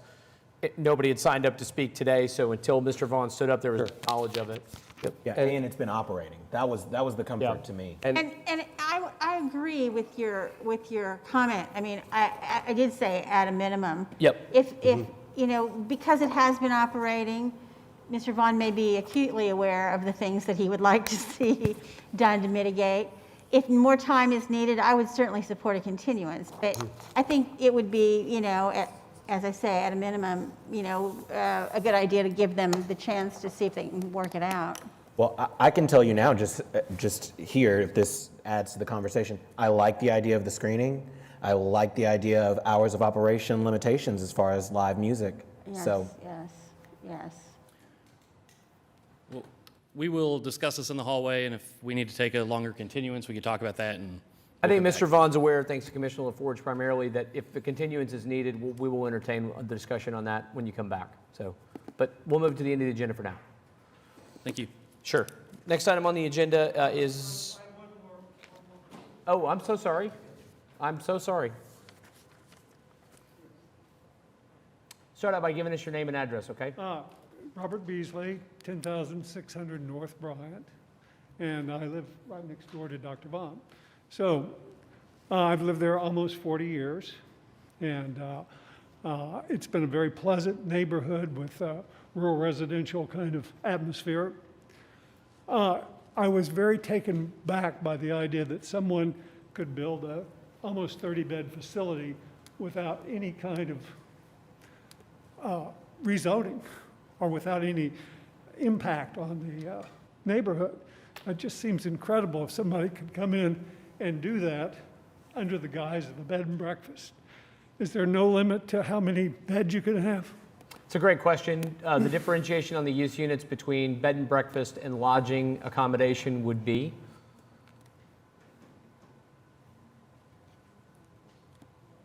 I'll let JJ answer the question. I was going to say we could take a longer continuance, given that there are multiple neighbors, to discuss the item.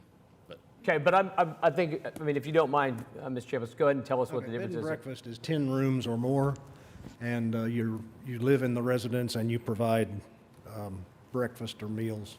Got it. And so just to be clear, that's why they're here, was because when he came back in to renew the Airbnb license and staff reviewed that renewal, as we said earlier, it triggered this rezoning application right here, which is why you got notice and why you joined us today. Yes, it just seems incredible, though, that you could do that without any kind of neighborhood impact study, having 30 units built. Yeah. Mr. Chair, may I ask too, when it was operating before this zoning application, because the owner lived there, was it permitted by the current zoning, or it was not permitted by the zoning, what's been happening for the last year? He just doesn't need to come to the BOA for the special exception. He still needs a home sharing license from the city. So it was not proper even though the owner lived there? No, it is. It is? The way our code's currently written. If he went to the Board of Adjustment and got some, but with the, no.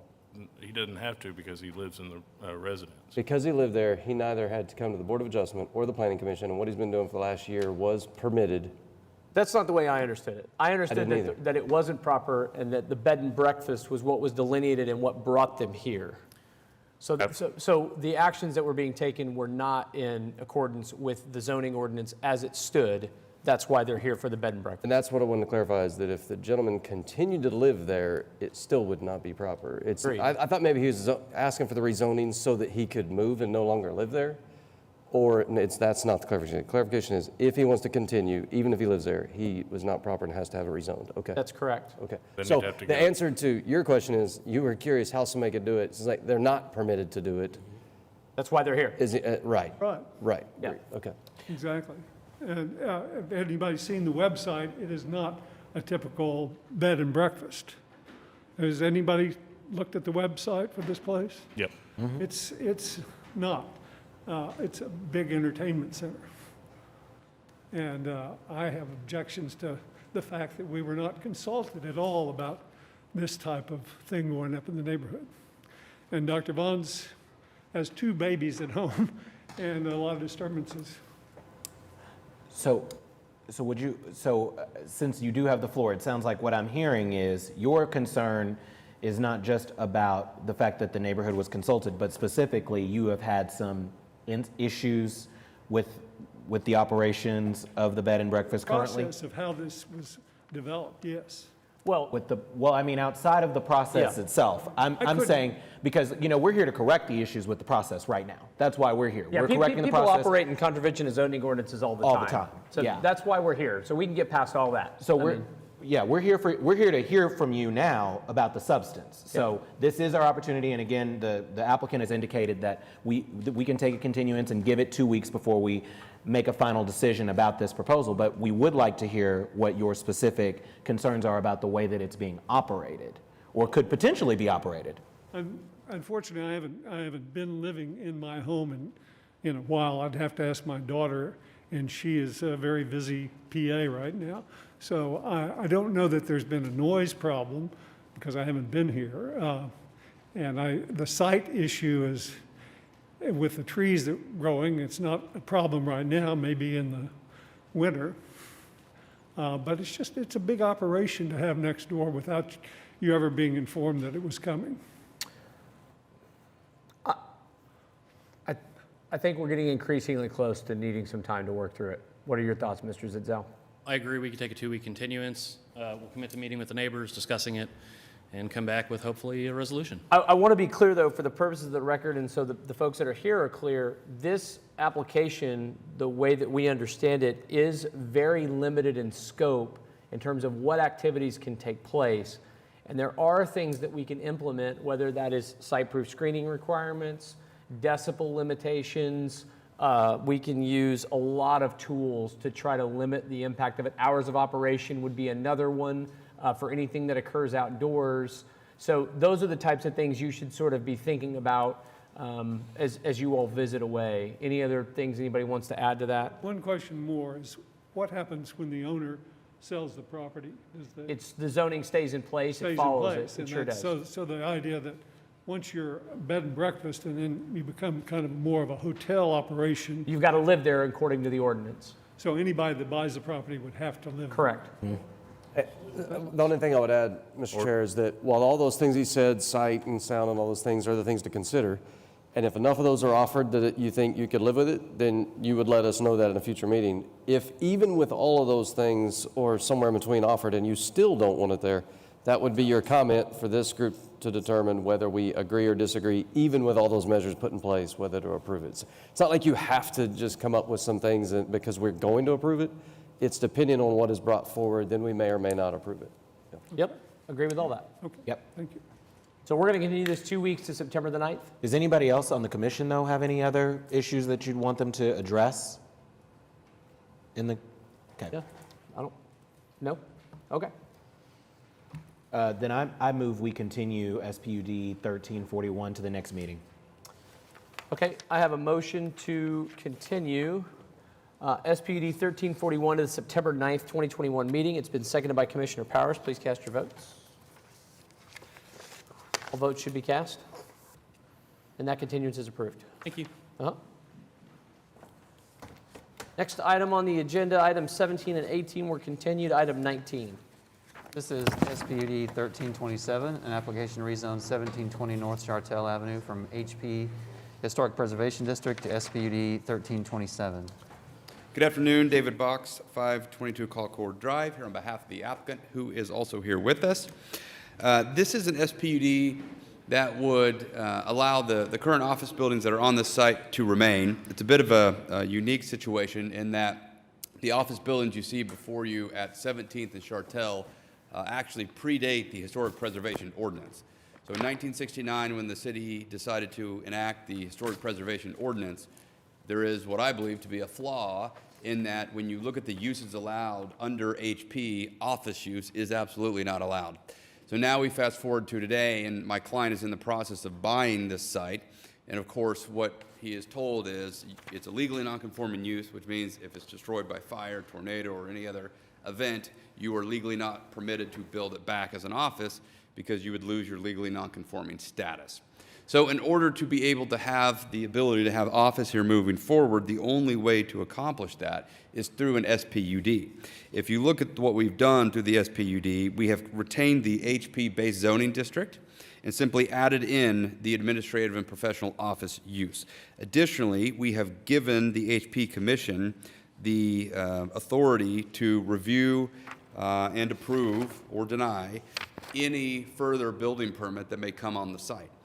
So in order to make any changes on the site, we'd have to go through the HP process. This would just allow the use to be permitted. I do want to comment briefly why you're hearing this without a recommendation from HP.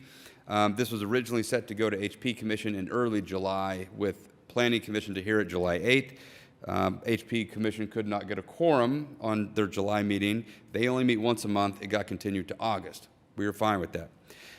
We fast forward to August, and once again, HP is unable to get enough members to show up to even have a meeting, and so that got canceled. Therefore, the August 12th meeting of the Planning Commission got canceled. Therefore, we had to continue it to today. There's another meeting set next week that we're scheduled to go to. There's no guarantee that they're going to be able to cobble together enough people to actually have a hearing, but if they do, we'll certainly be there. The way that the ordinance is drafted, it contemplates HP review before a final action.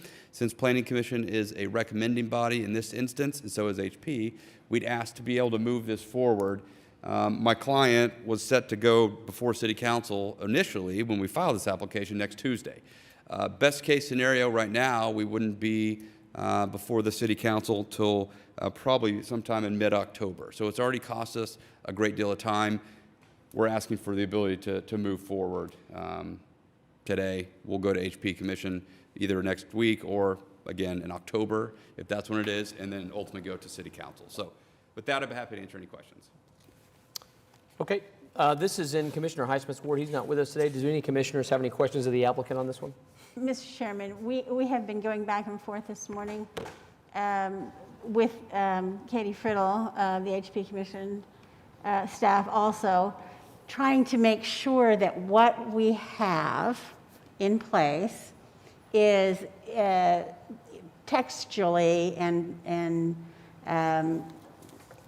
black and white what Mr. Vox just said, which is that, you know, what's there now is approved, it meets zoning, it's okay. The issue is in the event that the property is redeveloped.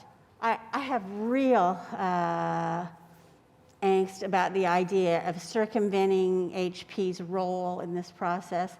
I mean, there's no question that, you know, double continuances, especially in the summertime, based on, you know, inability to get a quorum and make a vote is problematic. And I'm not suggesting that we put this off, although if they met next week, we'd really only be continuing them 2 weeks. But be that as it may, I'm okay with it. I think Katie Friddle's okay with it.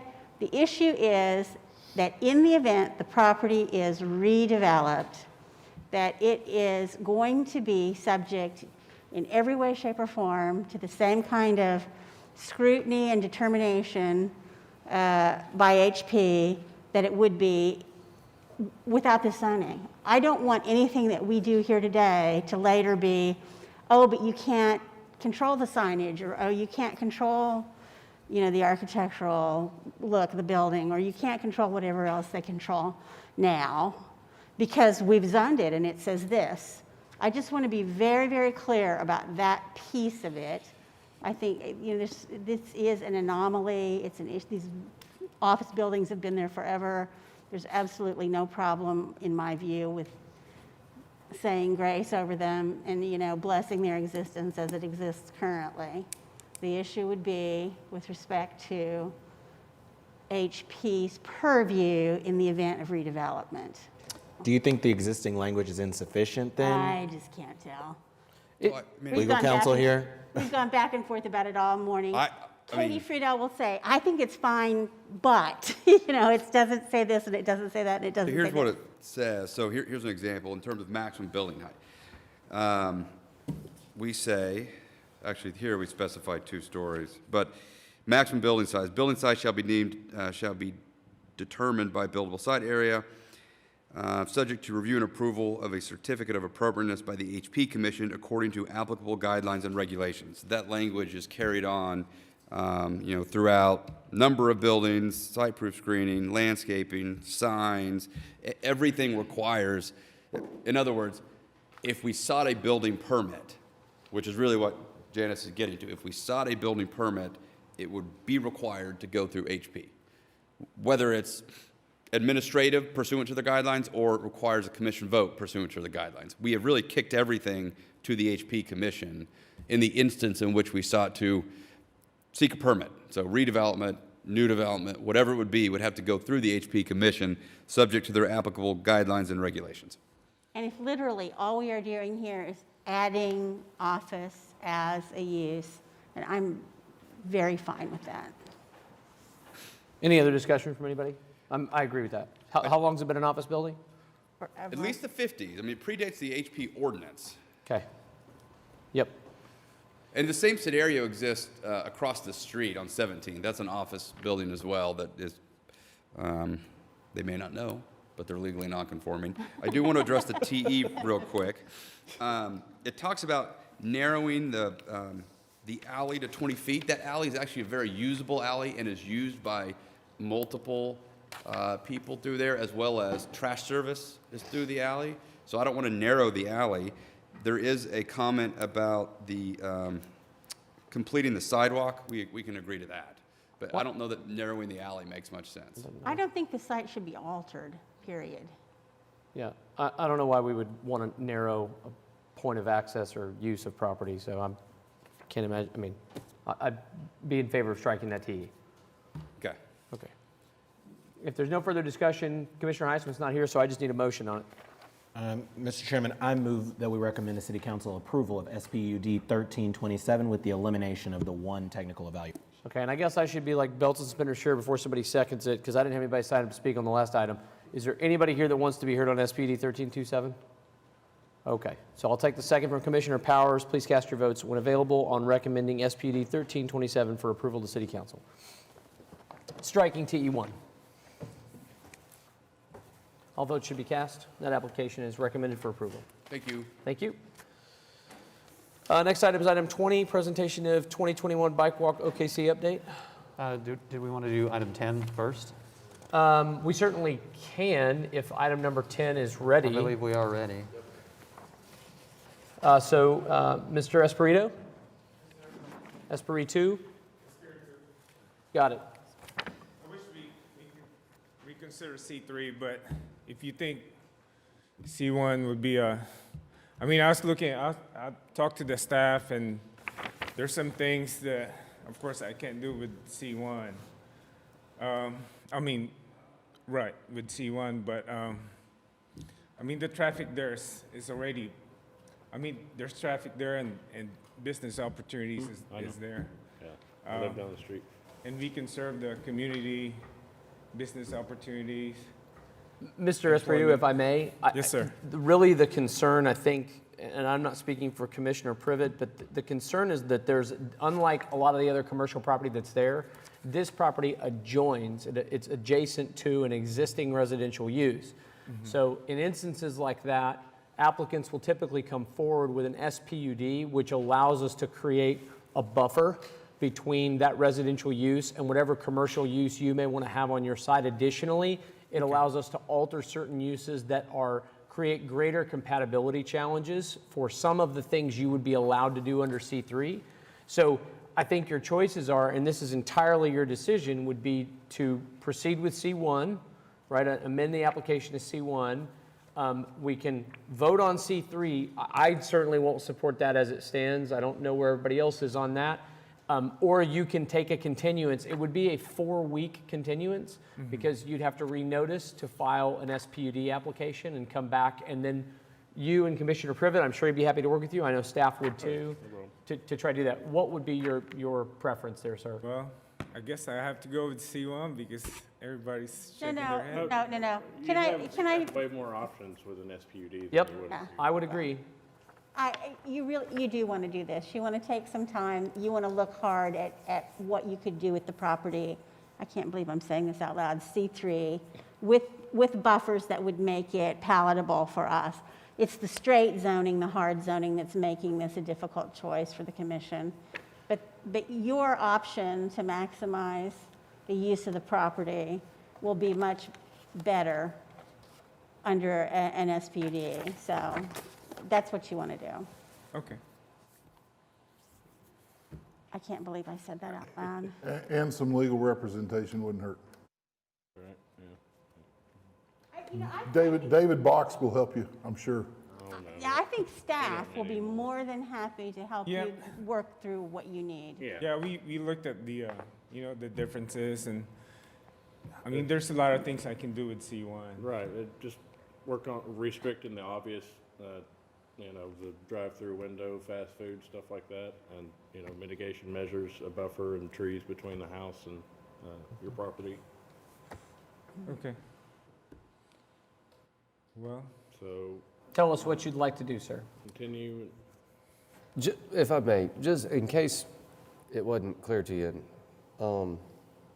if we voted now on the C3, you're here and would probably be divided. If you went with C1, it would be very strict. The third option, make sure you understand in the SPUD, you can have, if I understand, the base C3 zoning, what you want, with some exceptions layered in there if you go the SPUD route. Just making sure, maybe that was already clear, but you end up with the C3 you wanted, just with things that can be carved out, that we can't do if we just prove it either C1 or C3. Mitigation measures. Okay, I think the best option for me would be the SPUD. Okay. Month, September 9th or? A month would be September 23rd. 23rd, yeah. No. I think Sarah wants to make a comment. I was wondering or hoping that you could give the applicant some guidance on uses that you do or do not want to see on that location, because the C1 eliminates drive-through restaurant uses, it eliminates large gasoline uses, and it eliminates retail. Yeah. So if you could give him some guidance now as we construct a SPUD for him. I wouldn't be opposed to retail if we had mitigation and stuff we could specify in the planning, yeah. More about the mitigation than it is the use for me. And I knew it was going to be retail, that would be fine. That's the kind of guidance you could give him, right, Commissioner Privet? Yeah. After me, okay. So that would be the minimum amount of time, would be September 23rd. Do you want to try to do it then, or do you want to try to push it one more meeting? I'm trying to be very careful not to push you one way or another. I just want to give you information. Well, we'll give it a little bit more time and let me do my research. And Okay, so what would be the first meeting in October? October something.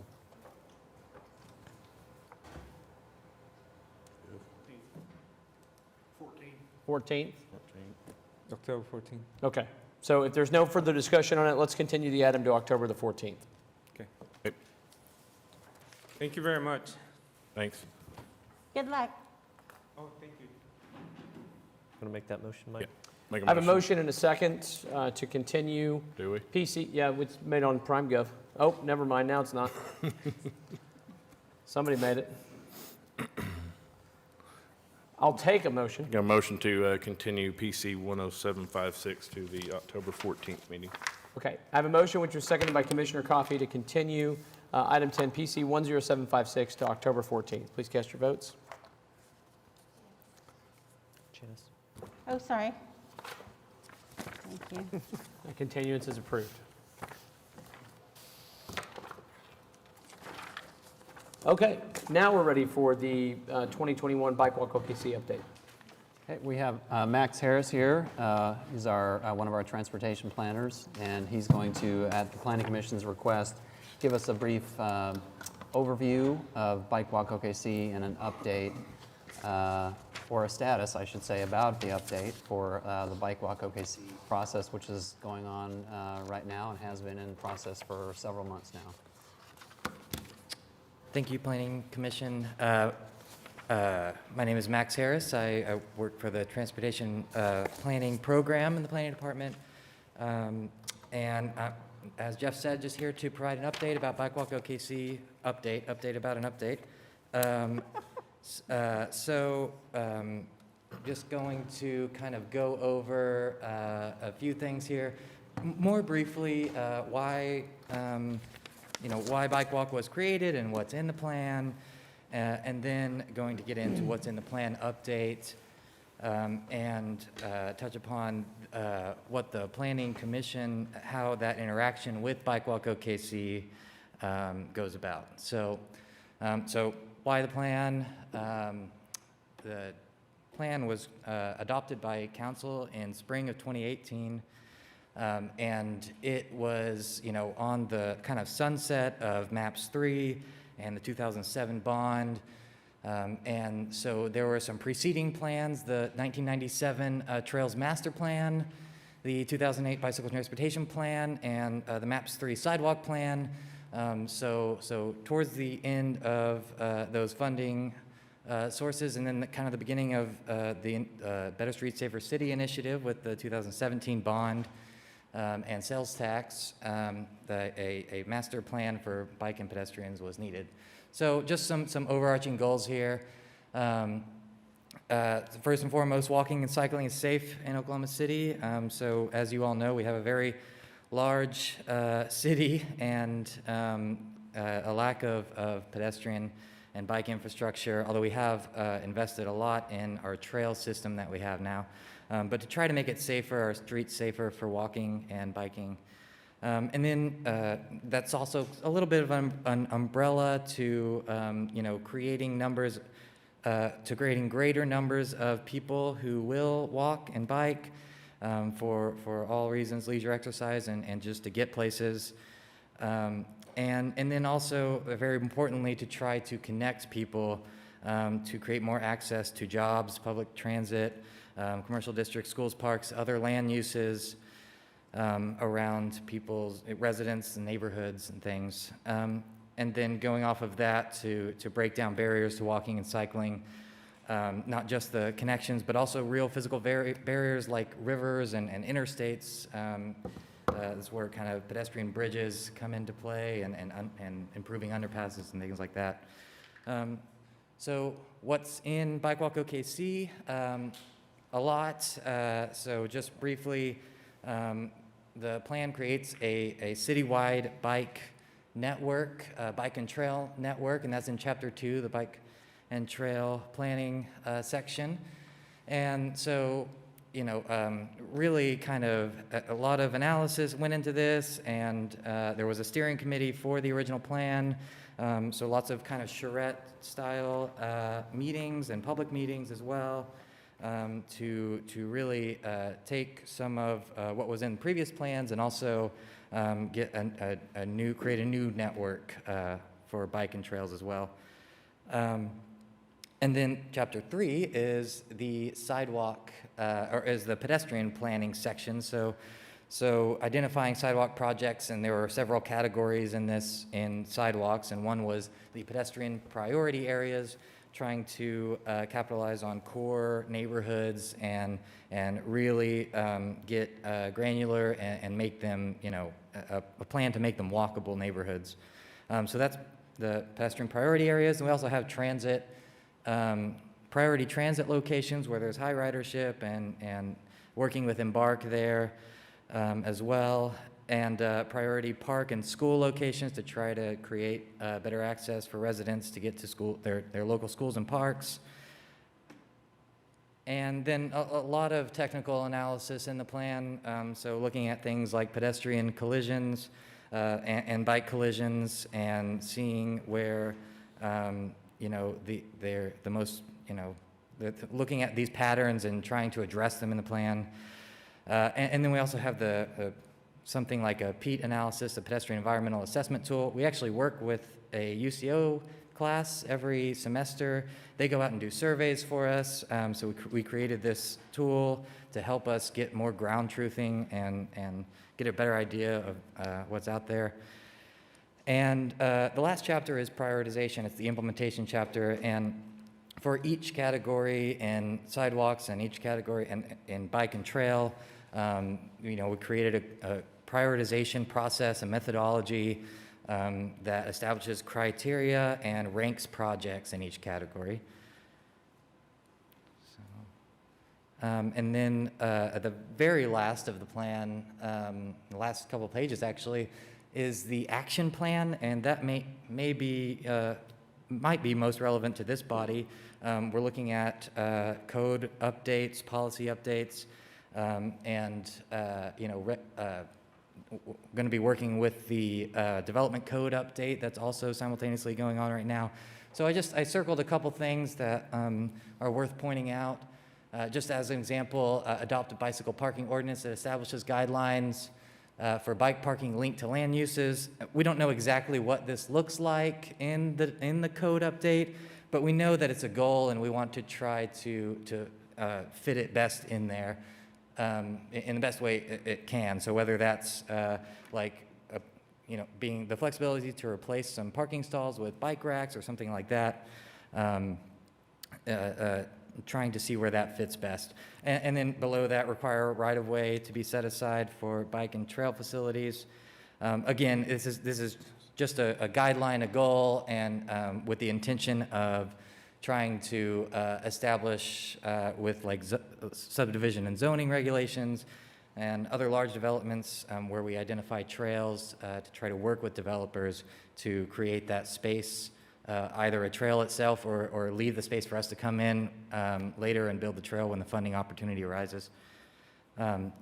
So on to the plan update. Why the plan update? Several reasons. One is just the timeline laid out in Bike Walk OKC. We're kind of on year 3 right now, so this timeline isn't precise, and so we might look at that in the update. But really, you know, we have these sort of performance updates, sort of minor updates, and then we have like a full-blown plan update where we really kind of go in and try to reinvent the wheel, which will be, you know, is year 6 on this timeline. But, you know, we're going to take a look at that in the update as well and see if this timeline is what we want to stick with. So, yeah, just sort of a minor update. We wanted to, with the addition of all the new sidewalks, bike lanes and trails that we have going on right now through Better Streets, Safer City, and other funding sources, you know, the opportunity to incorporate new projects and get more input, we feel it's a good time to do the update as well. So just a kind of a summary of what we have going on right now. So over 125 bike, a sidewalk and trail, and also street enhancement, which is maybe a little bit more like a streetscape project, or at least builds the flexibility in to tailor to whatever location the street enhancement encompasses. So lots of projects going on that we're helping to coordinate with and manage. And then if we go to the next slide, thank you.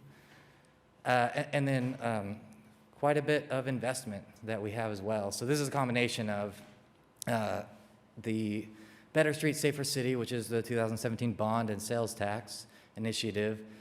Federal funds, we regularly apply for federal grants when we have a match for a project.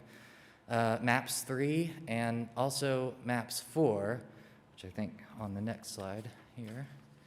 Yeah, so MAPS 4 is, as you all know, is imminent, and it actually dedicates $83 million for bike, sidewalk, and trails, $20 million for bike projects, $55 million for sidewalks, and $8 million for trails. So, you know, a lot, those projects have yet to be identified yet, so the plan update will help inform us on that as well. And then also taking resident and advisory group sidewalk requests. So an advisory group was established with this plan update, and so we've had 3 different meetings with the advisory group as well, and we've gotten their input on things and asked them to take several worksheets and surveys to help inform us as well. But also we've been gathering resident requests for the past few years now, and have been, you know, keeping those in a database too to help inform us as well. So a good chance to get all the requests that we get. And there have been new council members, new commissioners since the plan was adopted. So it gives us a chance to kind of to update and get more input there. So we're also introducing a new category called Safe Crossings and Safe Corridors. And this is really, it ties back into all the requests that we've gotten the past 3 years that may not be encompassed in our pedestrian priority areas and transit and schools and parks categories or downtown. But they are still certainly you know, worthy of consideration and really really deserve us to incorporate in the update here. So a safe corridor, you know, thinking something probably along the line, although not for sure, but probably along the line of an arterial in a suburban area maybe, that maybe it didn't score high in Bike Walk or rank, you know, too highly, but it's dangerous in certain other ways. And, you know, we really want to create a category to to be able to incorporate it as well. So, so that's for, yeah, a corridor and a crossing to places where, very similarly, it's, there are no safe crossings, and it's become an issue. So, so moving on to Planning Commission and Bike Walk.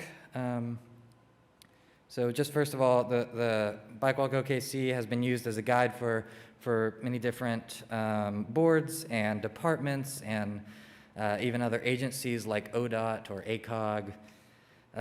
And we have established things like a bicycle design standard to help us, implement our projects. And there really is just a lot of coordination in implementing the plan. So these are bullet points that Planning Commission may not directly have control over, but certainly do with some of them, and certainly do influence decisions that you all make as a board. So things like on-street parking and really off-street parking as well that might be informed by the on-street parking. Sidewalk development, obviously, pedestrian and transit-oriented development, trail planning, and more on the long lines of subdivision, plat development, and then street connectivity and improving intersections and things like that. So I have a couple of examples on the next couple slides, just to kind of hone in on one of these, the on-street parking. So this just kind of illustrates an issue that has come up over and over again with our projects, and that's angled parking, which is a very common type of on-street parking that is, that couples with development. But for bike facilities, it's really not ideal. It, as you might be able to tell by the graphic here, it creates visibility issues, and there's really not a space for the cyclist to veer out of the way.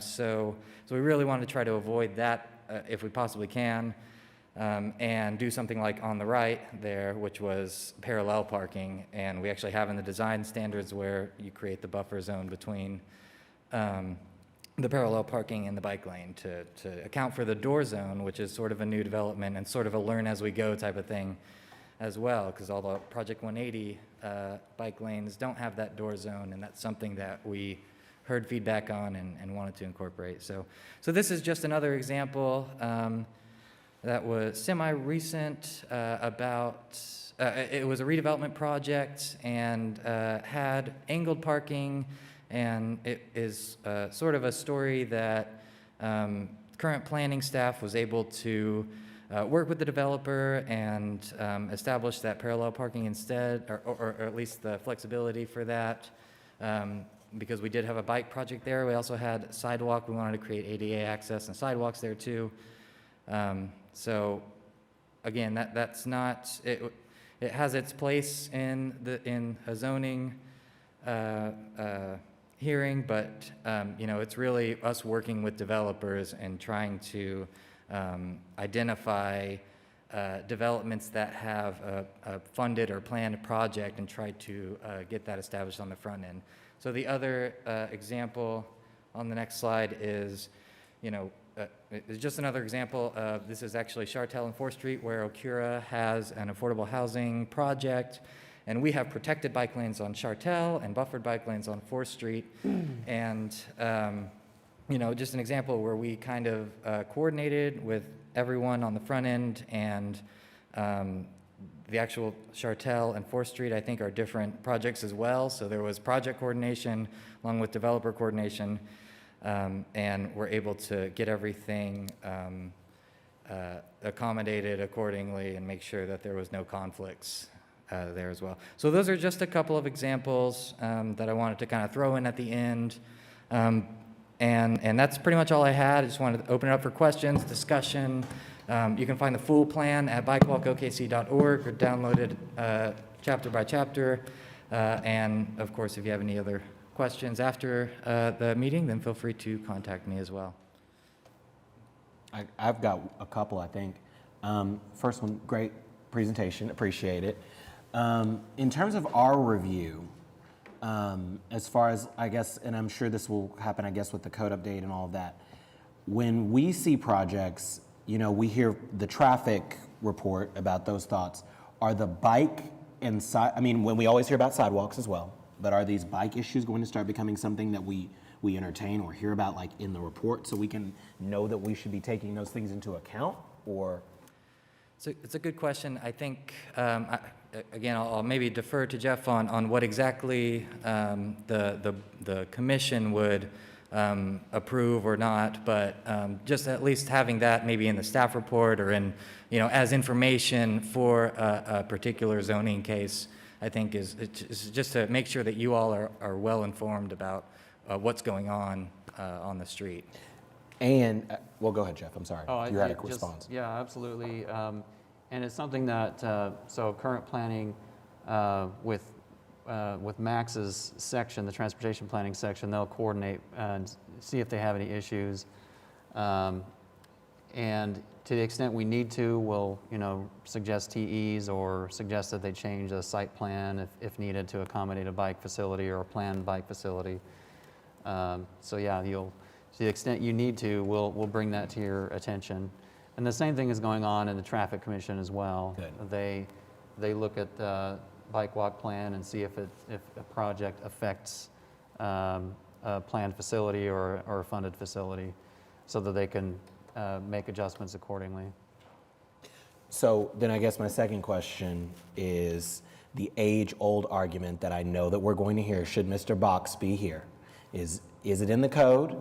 And to what extent are developers on notice about our expectations that we design places that have, you know, access to bikes, access to sidewalks, all of that? Like, where are we with informing developers about our ideas with this? Well, good question. It kind of depends on the project, but in terms of how well we've integrated this into the code, in fact, one of the slides kind of showed a little snippet of it, but Public Works now has standards that they use to develop these facilities. And, you know, most of it occurs, well, it all occurs in the right-of-way. So when we build a project, one of the reasons why it's taking longer than we kind of thought it would to build all these projects is they're so labor-intensive. Because it's retrofitting all these streets. It's like a streetscape project, every single one of them. And there are on-street parking that exists, and people expect that will continue. And so it's a big deal. But yes, we have integrated that into Public Works Code. To the extent we need to, we will integrate it into the development code.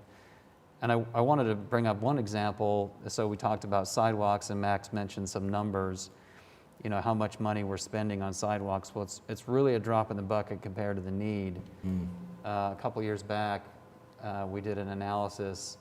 How much would we have to spend if we were to put sidewalks everywhere? You know, because I think you guys have seen the ring before, like, I forget what year it was, but I think it was somewhere in the 90s, we started requiring sidewalks again. That's a really good example of where if your code isn't up to snuff, it can cause you big problems down the road. Because now, if we wanted to get sidewalks everywhere, we'd have to spend $1.5 billion to get sidewalks everywhere. And we'll get there in many decades, you know, if we keep spending at our current rate. But that would have been a really simple thing had we kept that in the code all those decades. We wouldn't have the problem that we do now. Yeah. And it's so much more expensive to go back in and because all that sidewalk has to be engineered. Whereas before, I mean, yeah, they put it into Plat and it is engineered at some level, but I mean, cross slopes and driveways and all that stuff has to be retrofitted. It's so expensive. So, great point. It's something that we want to work into our code and make sure that we're accommodating it to the extent possible. We do want to make sure, and we are checking for some of these alignments that we have that are in areas that are not developed right now. We're checking to make sure that, you know, to the extent when we need an easement, for example, we'll call that to your attention. And as we get further out, there are areas of the city where we have planned trails, but we're not going to get there for quite some time. We do, however, want to have easements so that the city can come in and build the trail when we get there. So hopefully that helps. It does. answer the It's question. great. My only last comment, since I'm holding up this whole process, is Northeast 23rd Street, the sidewalks and the bikeability, it is horrible, almost up and down. And that's a major thoroughfare of Ward 7. So would love to see some more extensive work there. That's all. I-240 from Shields to May doesn't have a sidewalk. I mean, there's some places that do, but that whole 5-mile corridor is, you can tell the cattle path that runs down through there. And the same thing with Santa Fe from 240 to 104th Street. There's not a lick of sidewalk going down there, and thousands of people a day walk down there. But I have a question. This is completely off topic. I've privy to a couple of conversations here recently. The CVB in Norman took a group of 12 people to Little Rock and studied their bike trails, which I guess are phenomenal. Run from Little Rock up through Bentonville through the mountains, and it's just a tourist mecca, I guess, for bikers. But there's conversations now of Norman and Moore turning Santa Fe into a bike path. Is that on your radar screen as well? Yeah, actually, so ACOG, Association of Central Oklahoma Governments, just held a meeting with a couple city councilors in Norman, and staff there invited me as well. And we had a long discussion about where, they actually brought up that Arkansas, Northwest Arkansas Trail, and how we can get a cohesive, trail all the way from Norman to Oklahoma City, maybe to Edmond. And so certainly that is something that we would consider. We have Santa Fe identified as a on-street bike corridor. That the design there, it could be a trail, it could be on-street. That's kind of subject to further engineering analysis. But yeah, we've definitely talked about that, and Santa Fe kind of popped up as probably one of the main opportunities, but it's not set in stone, so we're still, kind of looking for the best path there. But certainly with the Lake Draper Trail out there, and Great trail. Yeah, it's beautiful trail. ridden it. It's great. Very hilly, but yeah, just really great trail. And we've been trying to make connections to it in other ways, to our larger trail system. But getting that connection down to Norman and Moore, there was someone from Moore there as well. So there is some municipality planning, coordinating as well. So I was just making sure that we were a part of it. I mean, I kind of knew that they were coming to you to talk. I just didn't know that they'd got it there yet. Matt Peacock, I'm sure you met Matt. So good yeah, guy. it's really great to have that coordination too. And ACOG is a good entity to kind of bring us all to the table, and they do a lot of regional transportation planning. So Right. Yep. Cool. Thank you. Max, where does the funding come from for repairs and maintenance on these bike paths after they're built?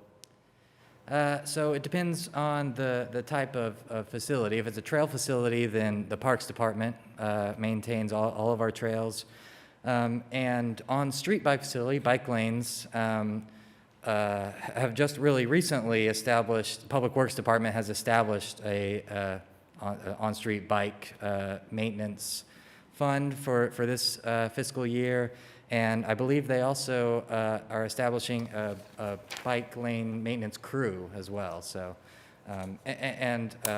along with that, to that point, there's also been, we've gotten some feedback about the bike lanes getting debris in it and stuff. So we've actually worked with utilities to amend the contract to their street cleaning services to include a small street cleaner that can actually fit in a bike lane and go along our bike routes as well. So more coordination there, but I think we're starting to establish these pieces too that maintain that. And I'll add,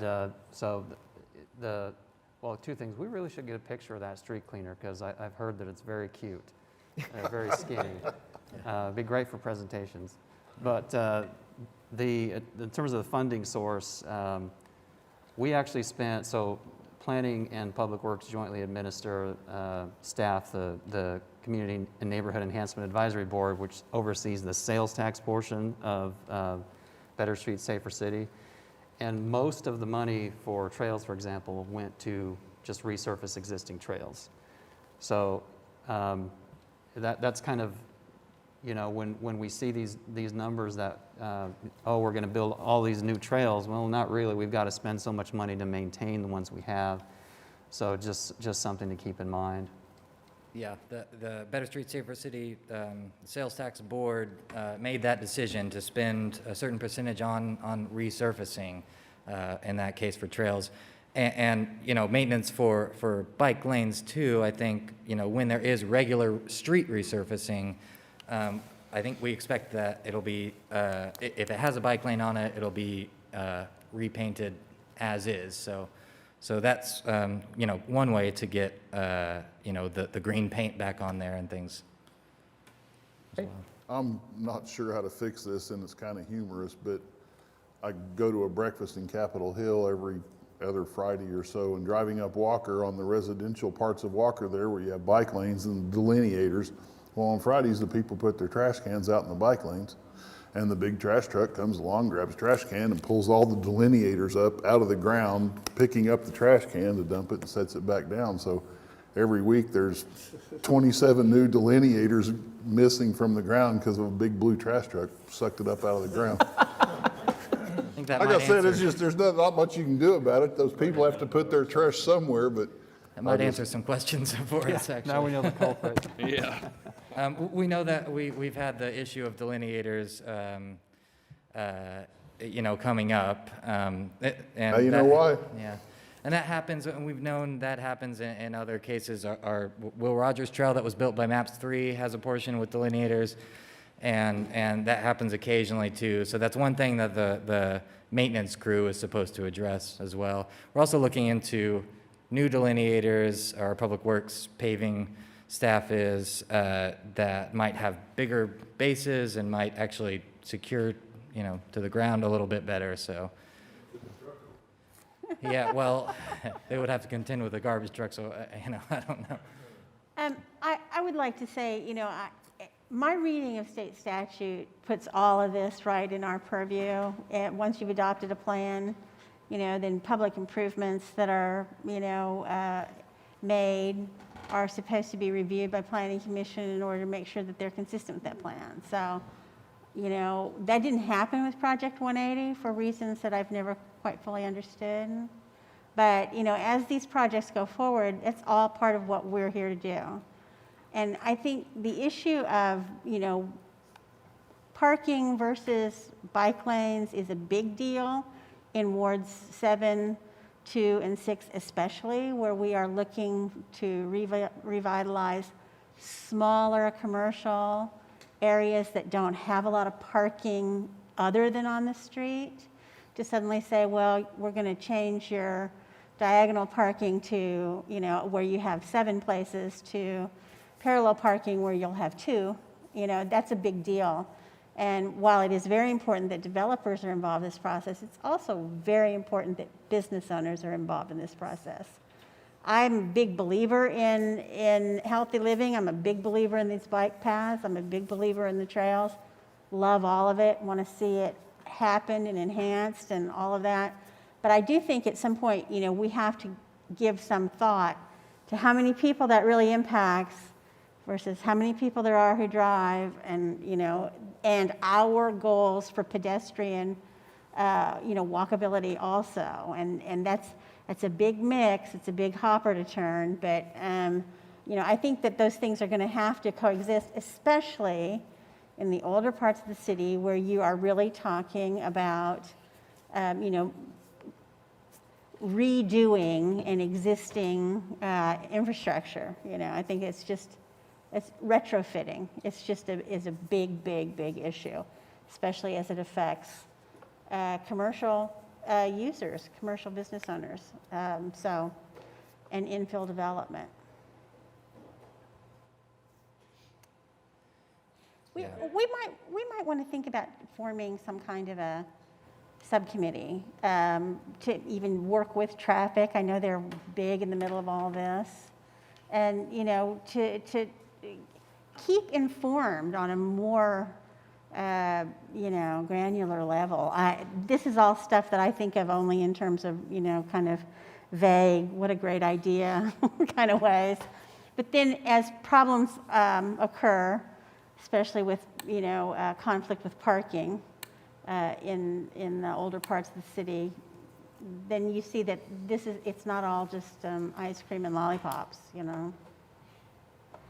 Yeah, we do, every time we have to remove parking, on-street parking, we have to petition the whole street as per traffic commission requirements. So we've kind of been going through that with some of our projects as well. But I think, we do want to do as much community outreach as we can with these as well, so. Yeah, the Main Street project is a good example. If you're on Main in front of the city office building over here, you see there's bike lanes for a few blocks and they stop. They pick up again at Penn, I think it is. And it's just because that stretch there's so much work that we've had to do with the property owners. And it also relates to the funding sources too. We've got different funding sources, and so we build what we can. So we got a bike lane to nowhere. And then, we do our best to get it, excuse me, to get it kind of smooth. But yeah, you're right, it's a challenge. Maxon, thank you very much for being here. We appreciate it. Thank you. Thank you. Yes, thank you. Great report. No action required. That was just discussion for our benefit. So the next item on today's agenda is 21, which is a presentation of the housing affordability study, which the action here would just be to receive the item at the conclusion of the presentation. Kim Cooperhart is here to present this. This one has, we mentioned last time that we have this coming up. We have it before you at this time because our consultant, as it turns out, is moving to Australia, and so we were trying to get it to you all and to the council so that he could present to the council. Unfortunately, we weren't able to get him here to present to this group. So Kim has been heavily involved in this and is kind of our subject matter expert. So she's going to give us the rundown and walk us through it. Thank you, Jeff. Commissioners, I wanted to make sure, I'm not sure if they got handed out. Did you get a copy of the presentation and a copy of the housing study before the meeting? Okay. And I sent you one in email too, probably maybe about 10 days ago. I just wanted to make sure you had that so you have an electronic version of it as well. Well, I'm going to talk to you about another $1.5 billion gap that the city's experiencing, and that's one between how much affordable housing we have and how much we don't. And so I'll go ahead and go through this pretty briefly. I won't spend a lot of time on the graphs, and I'll get to kind of the meat of the recommendations because I know you guys have seen a lot of the graphs so far.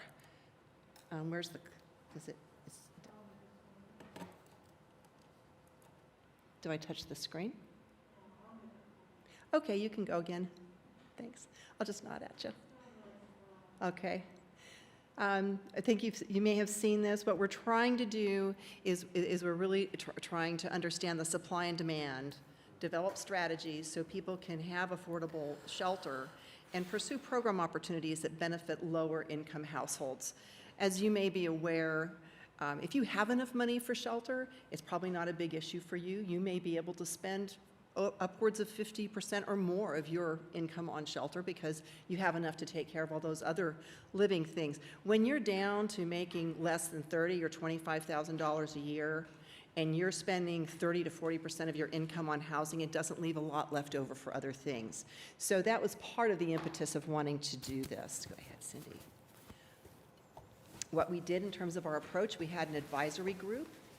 We did dozens of focus groups and interviews. We had a statistical community survey. We got about, I want to say about 2,000 responses. We've done tremendous data analysis, and this report has a lot of really good best practice case studies from other cities that have met with great success in their programs.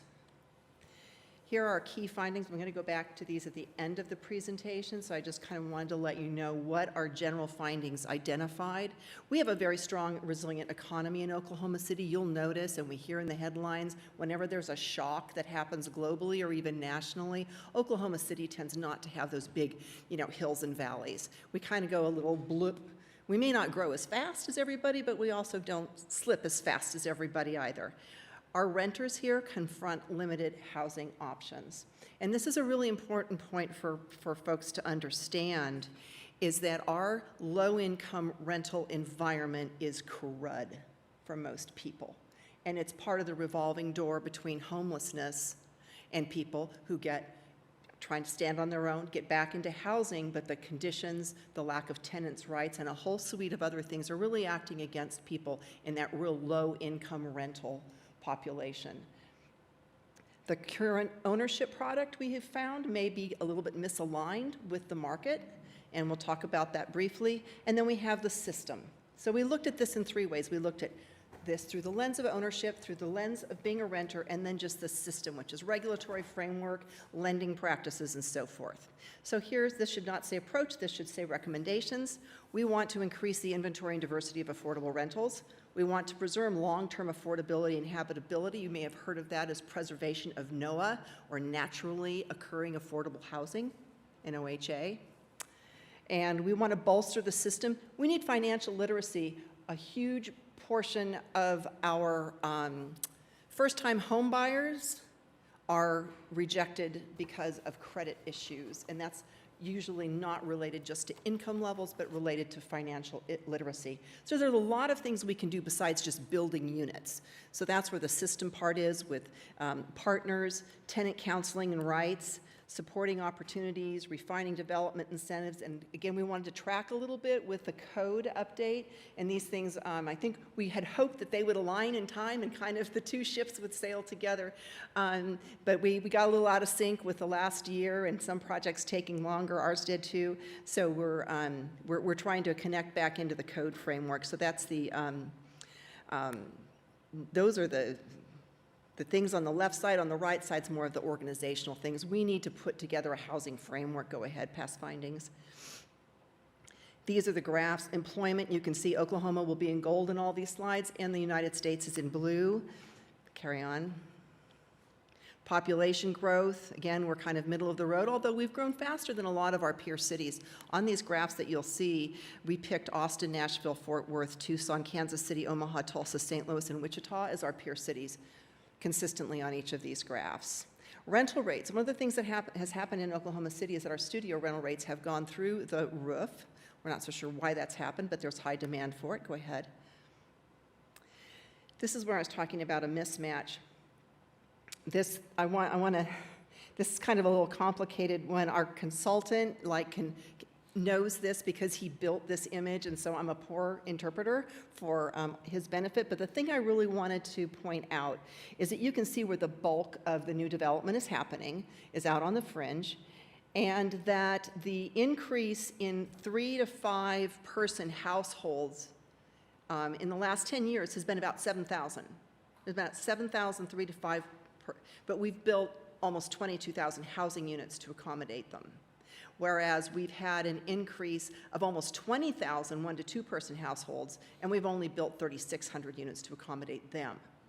Now, this may not be a one-for-one, but what you're finding is that people who want a smaller house are having to pay more because what's available is going to be bigger, and the really nice stuff that's 2 bedrooms is really expensive. So go on. It's really slow. This right here just talks about the income versus the for sale prices. We're tracking pretty much with the nation. I want to say this has been a fairly stable progression over the years. Next one. This is showing a healthy scenario as well. We've got a little bit over almost 60% of our households can afford the median house price. However, that's a little bit of a deceptive statistic when you start looking at the cost burden for the lower income. I want to draw your attention to the left side of the graph. That's where we have our poorest people. where that's up to 30%. They make up to 30% of the area of median income for a household, and that's around $57,000 for 2019, roughly. So they're making 30% of that, and 80% of those people are severely cost burdened, and they're spending upwards of 50% of their income on housing, and not very good housing at that. So that's the main part of this graph for you to understand. And as you go to the right, you can see the people that, you know, I'll say someone making our cost burden is minimal, and oftentimes just by choice.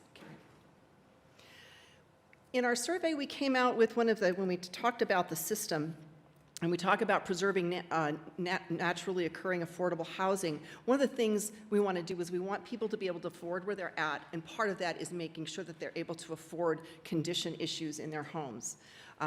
Because homes in really bad condition end up being prey for speculative developers. So we really want people to be able to afford to repair. And we looked at the overall need for serious major and minor repairs in our survey, and you can see that in the central portion here of the city, it's really a pretty high thing. The people have a big need for that. Go ahead to the next one. Kim? Yes, ma'am. I'm sorry to stop you. Please. Can you explain to me what naturally occurring affordable housing is? It's the stuff that wasn't built for that purpose. So it's an older neighborhood where people stay a long time. It's a neighborhood that hasn't been rapidly changed by higher income persons coming in at a more rapid rate and displacing people. So natural occurring affordable housing. I'll use my neighborhood as a good example. I'm Central Park. I'm in the middle of the city. I'm just north of Paseo. It's a smaller, modest neighborhood and so forth, but the housing prices there are very reasonable because people haven't overbuilt. We haven't had an influx of very wealthy people come in, and people stay there a long time. So older, pre-gentrification. I mean, That's one way to look at it. Before it, Yeah. you know, becomes. So naturally occurring housing may be the one that you pass down to your kids or your niece, or one that stays in the family as an affordable rental and a little bit of a, you know, a cash boost for retirement, but it's not transformed and it doesn't transform its surroundings. Okay. Okay. So here's our $1.5 billion problem. I really worked hard to get our consultant to come up with a number because I felt that on something like this, you need to size it. So if we were to build 100% of what we need to get people today that are suffering from this shelter struggle, it would be a $1.3 billion problem. To do 50% of the need is $632 million, and you can see at 10% it's $63 million. And what we, if we wanted to do about 13% of the need, it would be maybe a $60 million GOLT/housing bond dedicated to that.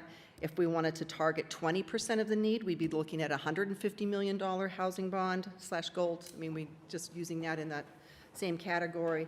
And if we want to target about 30% of the problem, that's roughly 13,400 units and servicing 25,000 households, we'd need a bond issue of about $285 million dedicated to the housing issues.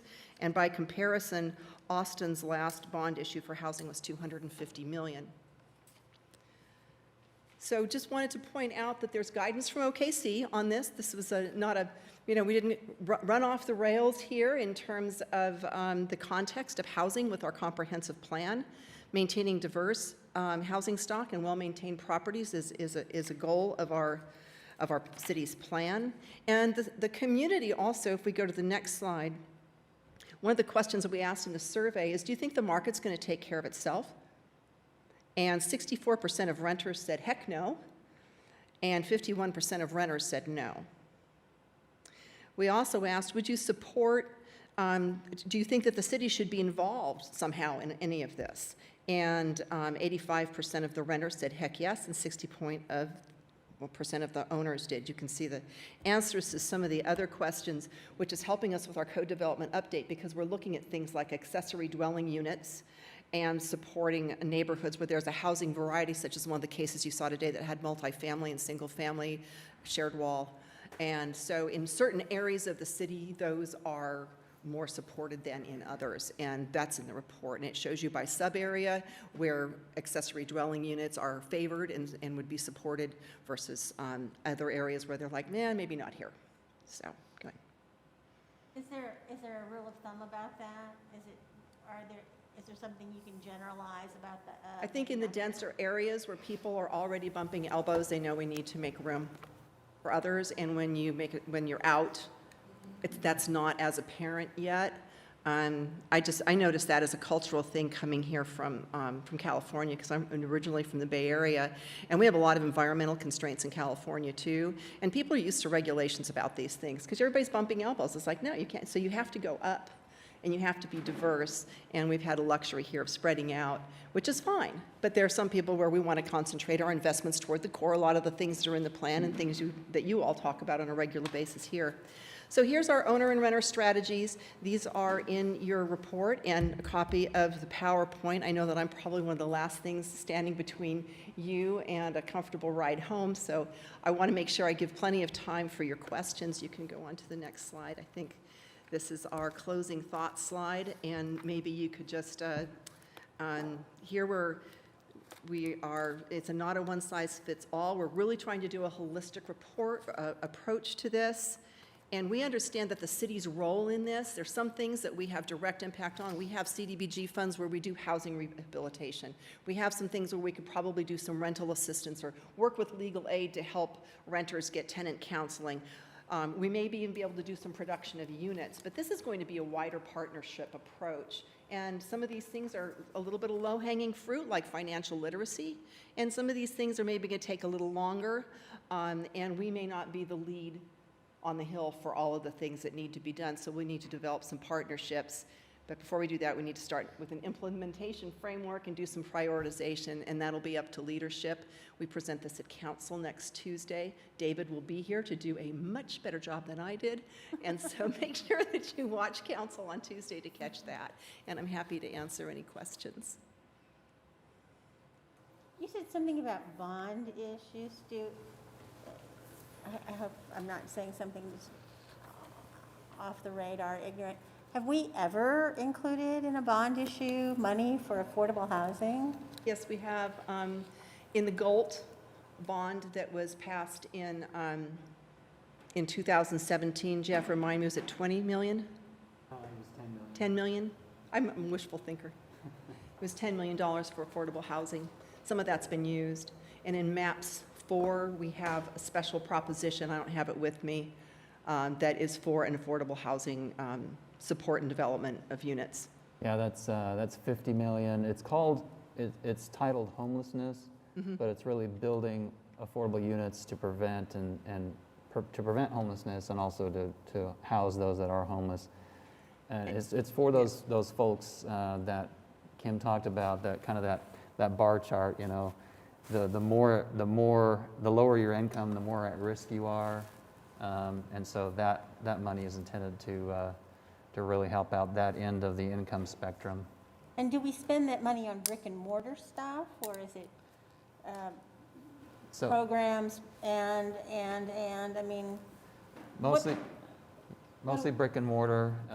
In fact, one of the slides that Max showed you earlier, 4th and Chartel.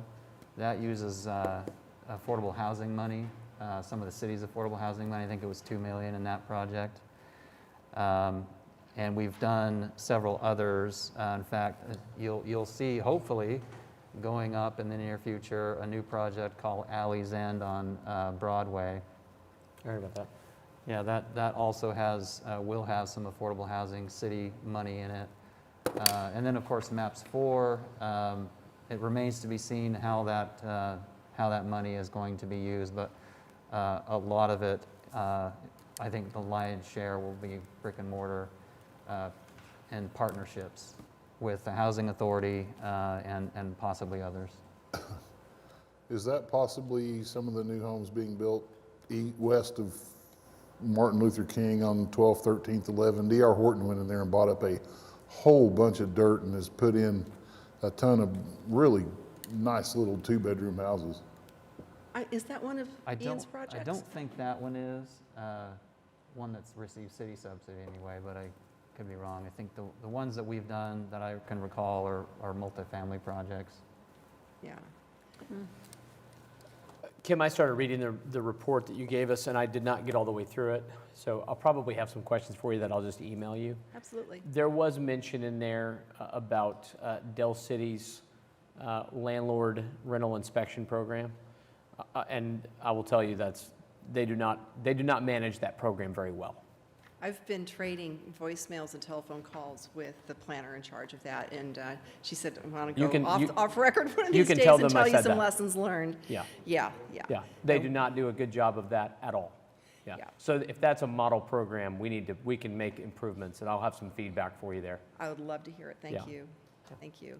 I think along the same lines of what Janice said previously about the commission's involvement, I think it would be nice, even if it was a subcommittee or something that was watching this issue more carefully. But one of the bigger concerns that I have, I think the surveys and all these focus groups and all of that is great, and people will respond to them and say, yes, we need that.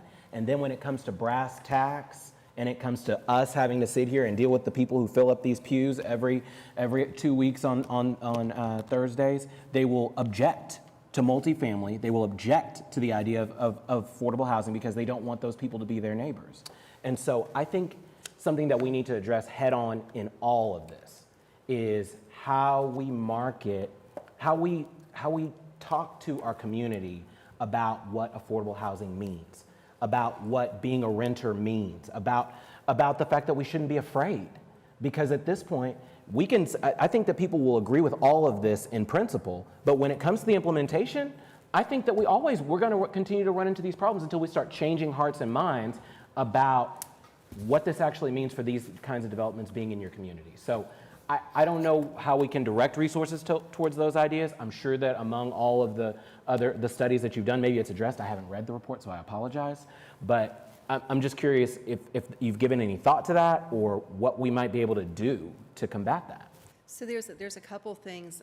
I mentioned just a couple minutes ago that there's certain areas of the city that are more receptive to housing diversity than others.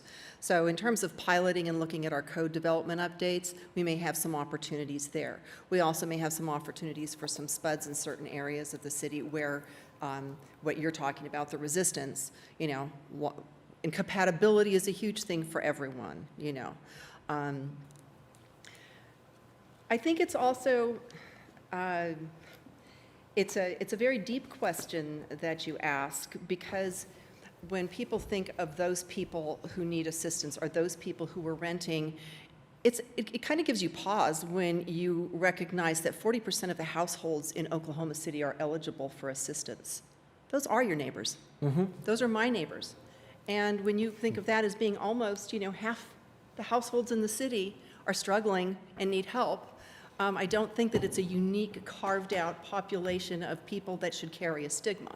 Well, what's interesting about that is, as a person who's involved in personal finance on a daily basis, what I thought was interesting is I started getting through the report and I got through this part. The idea that 30% of your gross income on housing is long-term affordable, I would dispute that. I would tell you that number is too high. Right? So that's what's crazy when you think about someone who's spending 40 or 50% of their gross income. That's not only not sustainable, I mean, it's worse than that. So 30% is too high. And some of the things that they included in those numbers too, just get into those details, were not just rent or your mortgage payment, but it's also your taxes, your insurance. They forgot to mention things like HOA dues, which are a part of housing costs. Utilities are a part of housing costs, which they did mention on the renter side, but I mean. But not on the owner side, which I thought was interesting. I know, yeah. But that's like, so I don't know that those numbers are right, and the point is it'd be worse, right? If you said it'd be 25%, which is what I tell people, don't make it more than 25%, and that's just your mortgage, your taxes, and your insurance. I mean, the numbers would be far worse than what she's giving you right now, which I think and 30% is scary. It's kind of a federal government. It's just a rule of thumb that is like standardized of 30%. So we decided to stick with that. We know that we can be north or south of that in any of these scenes, and it's not exactly where the equilibrium is. So it's yeah. I've always thought that part of our problem with respect to affordable housing, and part of what engenders the protests that we hear over and over and over again, is the concentration of it. It's like, okay, well, we're going to do an affordable housing development, and so it's like, that's what it is. It's not like, every 10th house a developer builds is affordable housing. It's that they are, concentrated and to some extent, set aside. And I think then people develop all these us versus them kind of concepts about it. And I really think that it would be helpful to explore, the options of another approach. I mean, as somebody who spent a lot of years representing the Urban Renewal Authority, the idea of these things that look sort of like apartments, but they're not very well maintained and they're surrounded by 8-foot cyclone fences. And, it's like, what's that? Well, you don't have to be a rocket scientist to know it's affordable housing, and I just think people look at that and they go, yeah, I don't want that in my neighborhood, and that's a very, very problematic way to deal with affordable housing in a world where, 40% of the people in our city are eligible for assistance. And let's really, and I agree, and let's look at who's in that 40% probably, and I say this from my background. Teachers. Think about teachers in the state of Oklahoma. That's the kind of people we're talking about that would fit right into that kind of category. You don't want a teacher to be your neighbor? And I think if we got into combative conversations with neighbors when they come here like that, I think they wouldn't have a defense. But we don't put them on the spot like that. So I really think even if it's a public relations campaign, if it's something that we're doing to change the conversation, we need to start, because all of these recommendations don't have any value if we can't implement them. If at the end of the day we're going to end up voting with the neighbors who come in here and complain because they feel like, and I understand it, you own that property and you want to protect it. So we've just got to balance those interests, and I think it's going to start with winning the PR battle. If I might, just real quick, kind of bringing this back to the Planning Commission also and the code update and just things to consider. Sarah prompted me that, transportation, a lot of times when we talk about housing, it's housing plus transportation. You might have seen that H plus T. Transportation is a hugely expensive, and you'd see the same chart essentially. The lower your income, the more you spend on transportation as well, because especially in a city like ours, you have to own a car. And so that's why, Plan OKC has policies about, multifamily, not just multifamily, but it tends to be more affordable. It's best located at transit, on transit corridors and near employment and so forth. So those are things to keep in mind as a planning commissioner too. And also to the point mentioned a minute ago, that's also the reason why, or affordable housing, why Plan OKC talks about diversity of housing types, and why it was nice to see that project today, the one at 44 and I-235, having a diversity of housing types, everything from fairly large multifamily, single family, to townhomes and multifamily in an infill location. Seeing more of that stuff is what we need. It's in the core, so that's important. And lastly, just Kim mentioned accessory dwelling units. I really wish those could provide a tremendous amount of supply, but we know that they won't. But they are. We want to maximize that because it benefits the homeowners by providing income. That's affordable housing to the homeowner. It's also benefiting the renter. And we've done the survey, like Kim said. We know that there are areas of the city that would fully support that, and we look forward to implementing that in the code as well. So we're looking for all the opportunities we can, not just code amendments, of course, the money that the city will invest, but also the needed changes that at the legislature that we think that we just need to work on. I don't know how long that'll take. But it's got to be worked on as well. And that's something I feel confident the council will commit to doing. I very much agree on the accessory dwelling units. One of the things that I frequently tell neighbors that are often in a posture of protesting against infill development of that type is that, it's like everything old is new again. You look at the core, there's so much like post-World War II development that are these little bungalows in backyards, or converted garages into little houses or almost tiny home kind of things. And so to permit that and allow people to develop it now is not really inconsistent with the built environment. You can find examples of it all over Ward 2. Absolutely. The missing middle housing is all over the core of the city too. The intermixing of single family with duplexes and fourplexes and above. It's traditional. That's how we used to do it.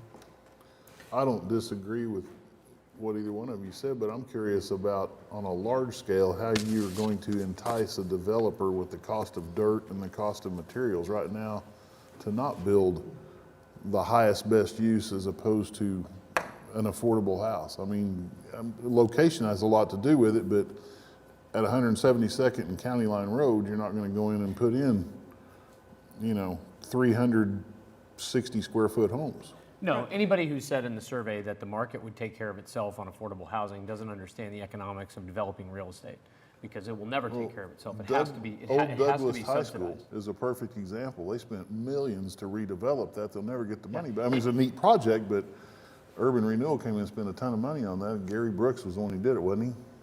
I can't remember. I think so, but Well, one of the things we recommend in the details is to explore community land trust or a land bank, so we can help bring down the cost of the dirt significantly, and identifying a partner for that.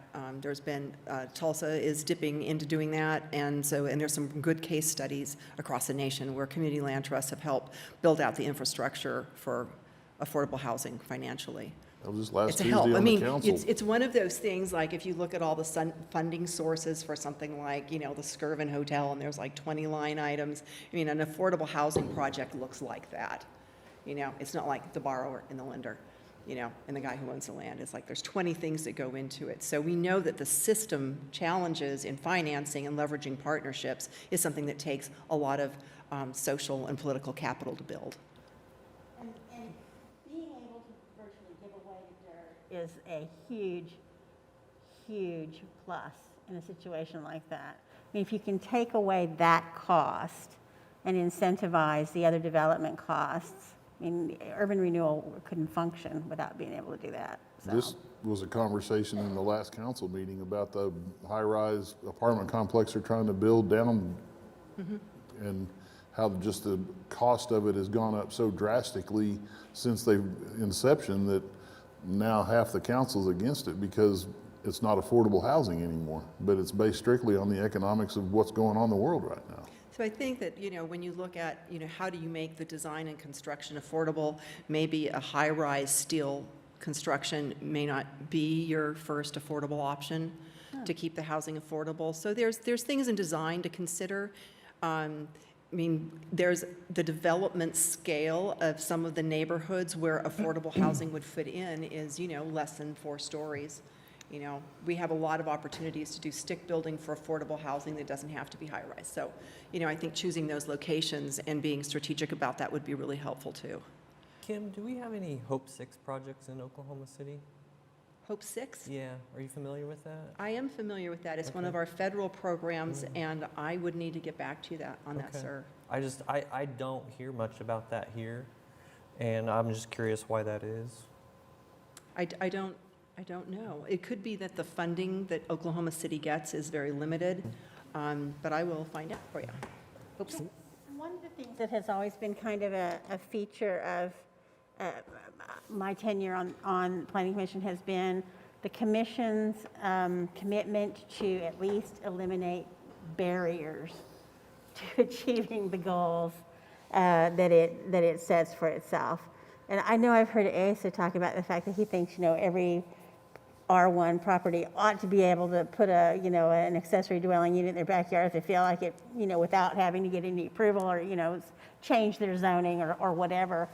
Whether we go that far or that's the approach we take, I don't know. But, even if you're not talking about how you build, again, concentrated affordable housing, if there were just, 100 little cuts, if there were just little ways that you could encourage it, that would at least be a start, So I gotta say, is one barrier we put up or not, I get giving away the land is nice, but when we do zoning here, and so when we do R1, that leaves it wide open. Is it not when we do a spud and we require larger lots and landscaping and all these different things that we do there, instead of, we could have just said, you know what, if it's in the middle of residential, you do R1. Trying not to talk about a specific one, but there were neighbors, they wanted larger lots, and and it happens a lot. We have big houses, we want big houses next to us, so we do a spud, where we could just approve what we do here. I said it 2 weeks ago, why not just residential? They're houses next to houses. And then I think, while they may not get the land for free, they may be able to make it more affordable. Maybe we're talking multifamily and not single family, but with respect to single family at least, one barrier is the spuds requiring a whole bunch of stuff, not a barrier we're putting up to where a builder could build a more affordable house. 100%. Okay.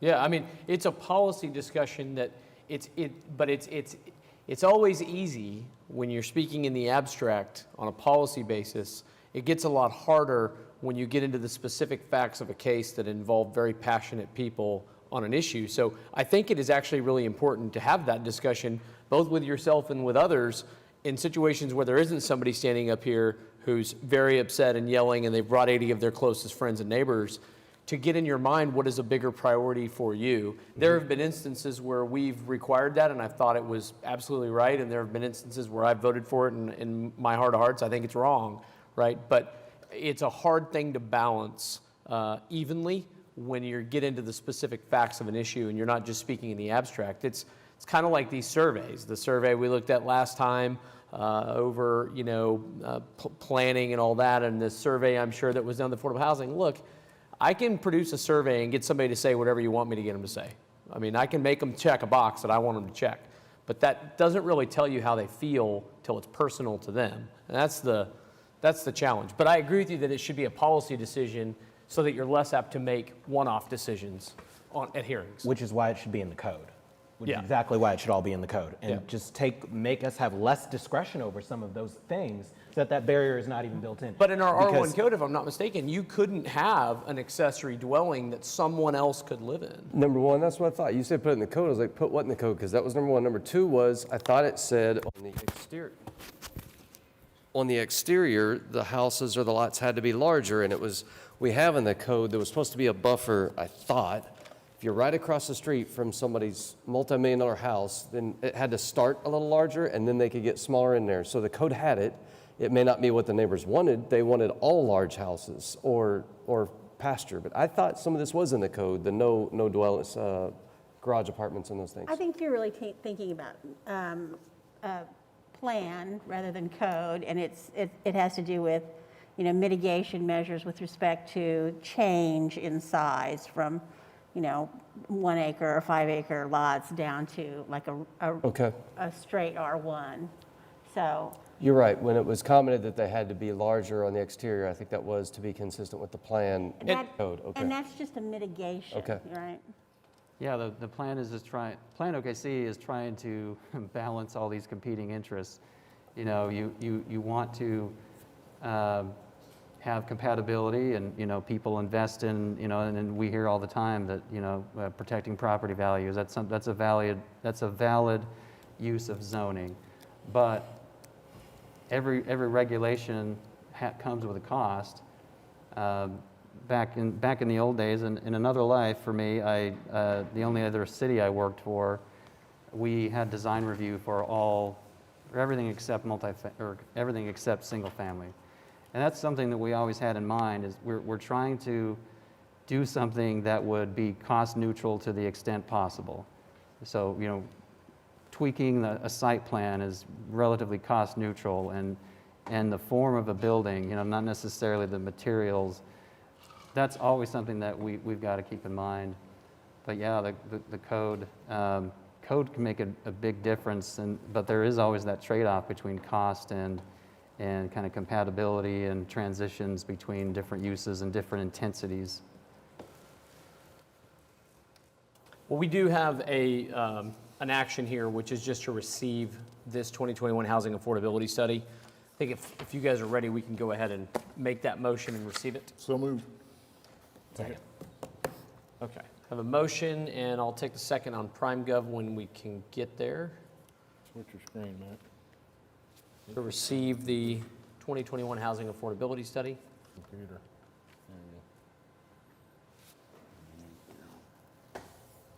My screen is blank. Oh, it's seconded. I'm sorry. I was on the wrong screen. My apologies. Seconded by Commissioner Privet. Please cast your votes when available. Thank you. And it is received. Thank you very much.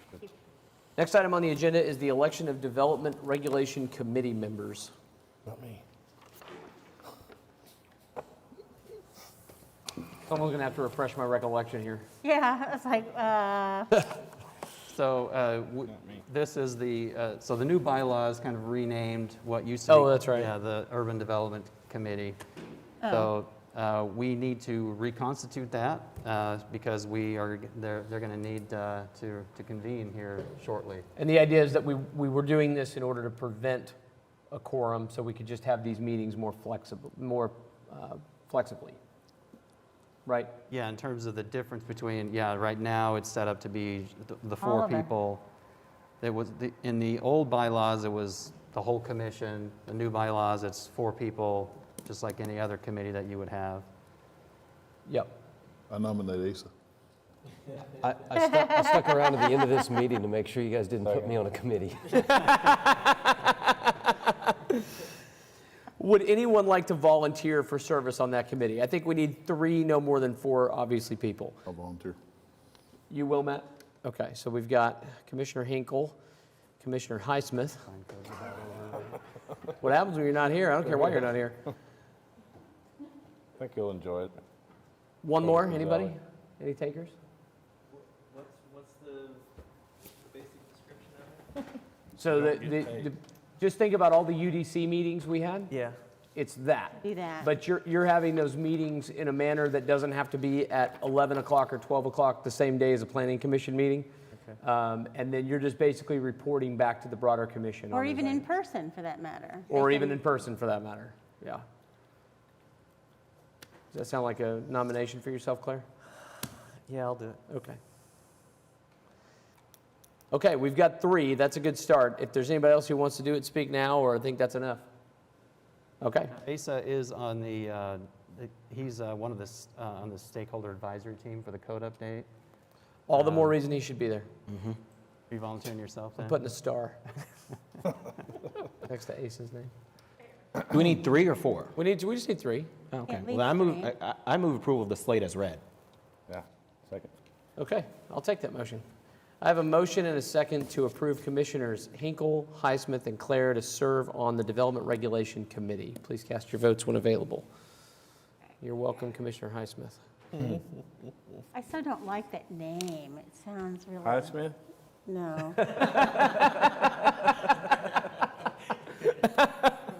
Well played. Okay, additional items, communication and reports, Planning Commission committees. Commissioner Hinkle, you're the chair of the Development Regulation Committee. Any report? Okay, Planning Commission members, Commissioner Claire, Nothing for me. Commissioner Powers, No. Commissioner Coffey, Commissioner Privet, Nada. Commissioner Hinkle, Nada. Commissioner Pennington, Commissioner LaForge. Okay, Planning Department? Nothing, thank you. Development Services, somebody get JJ back in here. Curtis, what you got? Yeah. Nothing. Okay, Municipal Counselor's Office, I think Laura abstains. Citizens to be heard, seeing none, there's no other business. I'll take a motion to adjourn. Mr. Chairman, I move we adjourn. Second. All those in favor? Aye. Aye. Opposed? Hearing none, we are adjourned. Hey,